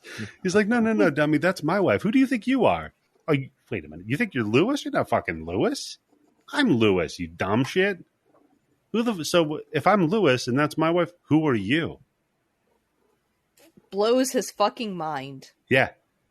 And then Lewis flips the fuck out, sees Ben as Lewis himself, and he's like, well, clearly the TV lied to me. So he starts punching the TV, breaks through the glass of the TV, electrocutes himself. Done. Falls down. Can you do that with flat screens? Those aren't flat screens. I know they're not. No. I know the point is the fact that there's tubes back there, and that's how he got electrocuted. Can you right? Can you electrocute yourself with a flat screen? If you were to somehow come into contact with the capacitor that is in the flat screen, yes. Where's it at? Where's it at in the flat screen? It's going to... Oh, God. Candice is plotting something. So it depends. Does your flat screen have a just a straight two-prong cable with no transformer in it, or is there a transformer? Like, you know how there's a big black box that you have to detach half of the power cable from? Do not have that. Okay, so then it is You mean a power brick? The power brick, yeah, that's a transformer. So the capacitor is usually in that power brick. That's why it heats up. So go feel the back of your flat screen wherever it's the hottest. That's going to be where the capacitor is. Okay, so when my husband trips and falls Yep. head first Okay, low into his 65-inch flat screen, that's where Candice. he needs to land. Candice, low and centered Okay, is all where right. you want to Well, aim. no, actually, what you do, you're better off, Candice, if you buy him a small flat screen. Mm-hmm. I feel like when he wants to like move it around and stuff like that, so that way you have a better chance of him going right into the capacitor. That's fair. They're going to draw less electricity, but better odds. Yeah. Oh, officer, I don't know how it happened. He was There you chasing go. the cat across the room and tripped and fell into the flat screen. And you know what? She would have gotten away with it, but she had to tell the fucking cop she has a podcast.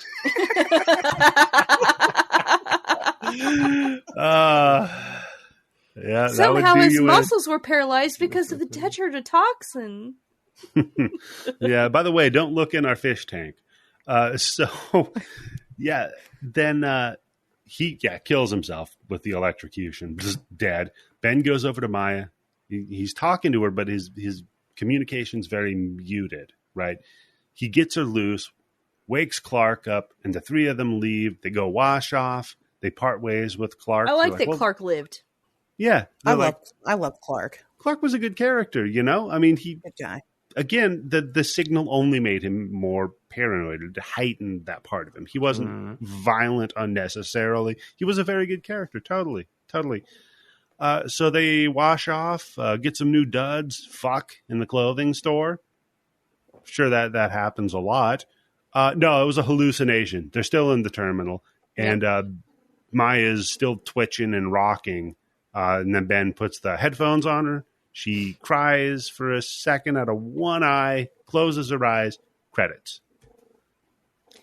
Is it a happy ending? Because I'm not sure. No. So that was, I believe, the signal sending you bad information. Just like that The cat happy purring. ending. Yeah, someone's got a cat. Yeah, this is when he's telling me you've been talking too much. Get off Gotcha. the fucking podcast. Aw. He's got a lot to Jumps say. up on me. Yep. My cat ignores me at all times, so It's okay. that's very We're sweet. about to close that. So yeah, like I said, I think the happy ending was the signal sending you, the viewer, some bad information, showing you. That's pretty damn meta. Yeah, I mean, it was Yeah. meta at the beginning with the fake horror movie. This movie is unreliable. It's Yeah. open to a lot of interpretation. That was my take on it, though. What about you, Asherz? What was your take? I I mean, first of all, anybody that's going to watch it, I guess I should have said this at the beginning, but if you're going to watch it, just go into it expecting that throughout the entire movie, you're going to get a different movie, which is fine. As far as how they ended it, I mean, I took it as a happy ending. I took it as he was putting her headphones on. And again, that was going to be the thing that brought her back and kind of grounded her. And then, what's going to happen next? Well, that'd be a different movie, That's true. Yeah. Okay. Very fair. Candice, what about you? What was your take? I took it as that was his wish fulfillment. Like maybe that was him kind of being affected by the signal. He seems to have overcome the actual like brute force of the signal. But maybe this is like a more subtle tendril that is affecting him. Okay. Or how long can you block the signal? Yeah. So he's still affected by it, but he's not, out murdering everybody that he sees and fulfilling every base impulse that he has. But I think that, this was like him imagining what he wanted to happen. And then at the end of the movie is the actual reality of the fact is that is she strong enough to overcome the signal? Can he coax her over the suggestion? But she's almost comatose at that point. How does he bring her back? I don't know. Oh, you gotta focus on water. It's open ended. Be like water. If you want a happy ending, then he's going to coax her away from the signal, and they're going to be able to overcome it. If it's a sad ending, then she's fucked, and he's never going to get his happy ending. Not to mention that assumes that she would choose him. We don't know that. Right. She didn't. Very true. She was very much on the fence the entire time. Yeah. But she was at the terminal. Yes, but she went home first. The only reason she went to the terminal was because now she had an excuse, right? Everything is fucked and I want to leave. Period. If the signal never happened, she'd be at home. Maybe this guy. And wait, she doesn't go to Ben's house. She goes right to the train station, right?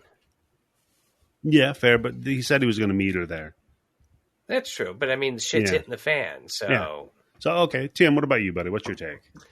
It's not a happy ending, because even if she does come out of it, which I don't think she can, with how far down she is in it, then what? But, Tim, what if he put her on his childhood bicycle and then rode really fast with her down a street? You're talking about it. Yeah, that might help her with the deadlights, right? What a piece of shit. I don't think he has enough childhood friends left that they could help her. Fair. One thing that was mentioned that was kind of skated over a bit was, listening.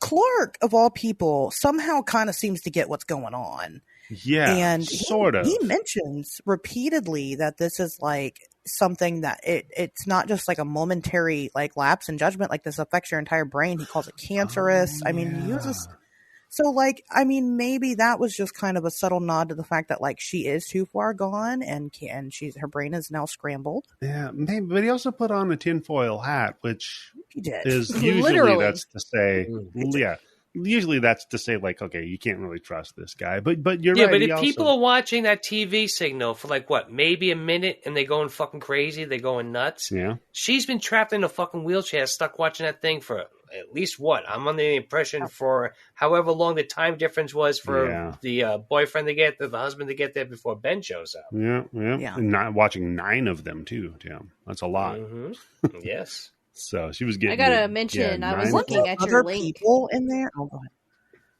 ahead. No. You go ahead. I was just saying, weren't there other people also there? She was strapped to the wheelchair, but weren't there people like sitting in chairs behind her? Mm-hmm. There were. Yeah. Okay. All right. He must have gotten there pretty early then to corral all these people. I don't know. Yeah. How did he get there so fast? I don't know. He's magical. Okay. Motivated. Yeah. Maybe he had his family from Your Next all helping him out, right? And he hired some recruits as well. So, Candice, you were looking at my link? I was looking at your link for that alien fragrance because I was like, man, I love smelly stuff. Yeah? No. Wow, it great. says jasmine and cashmere woods. And I gotta say, that sounds pretty musky. Your wife clearly likes the musky fragrances. I gotta say, I'm more along the lines of notes of vanilla and flowers. That's what Sun Moon Stars is. Really? So Sun, Moon, Stars. Hey, to cap off the show, Sun, Moon, Stars. No. Send me Sun, Moon, Stars if you want. Let's better cap off the Sun, show. Moon, Asherz, Stars. is there anything you would like people to pay attention to on the internet? Well, sure. You can follow me on Twitter and Instagram at It's Asherz with a Z. I'm also one half of On Wednesdays We Talk Weird if you like real world stories about really show. weird things. Mm-hmm. I can- do. yeah, I definitely listen. I listen. listen regularly to the show. It's very true. We did our most recent episode was about Spring Hill Jack and him beating off all over England, so that was good. Oh my I'll god, Check that's a that good one out. I one. haven't heard that one yet. I love. That's a Oh my great god, did you subject. know that Spring Hill Jack was an Assassin's Creed Syndicate, and I was so happy. They had Really? Spring Hill Jack in That's it. really Yeah. cool. Was he beating Were you off? supposed to just follow him around? Yeah, you follow guess him so, around, yeah. and you follow him to his lair, and yeah, it was just like a cult. It wasn't anything exciting, but He has a lair and a cult. Very interesting. But yeah, anyway, so yeah, you can follow me there, follow the show. It's the only thing that pops up when you Google it, so it's easy to find. on Wednesdays we Outstanding. talk So, weird. Great show. Gotta listen to it. Definitely check Thank it you, out. thank Candice, you. what about you? Anything you want people to pay attention to? Just follow me on the socials at HorrorHoochie69. And if you want to follow me on Goodreads, if you're a learned book person and you want to see my book reviews, done. I If think you I've been learned- getting very good at them. I like to think that I've been getting better as I keep writing them. Candice If you Oric, learn shit, my actual last name. if you learn my shit real off name. fucking, Insane. if you're learning shit about the Insane. brain on fucking Scooby Doo, a learned reader like Candice, A learned reader, if you want to read book reviews. At There you HorrorHoochie69 on Instagram and Twitter, and also Candice Oric on Goodreads. what about you, Tim? Right now, I'm making like burner accounts so I can fucking just harass Candice Oric on Goodreads. Yeah. Like half the internet's going to be doing right now. You gonna keep telling her to get like the Where's Waldo audiobooks and shit?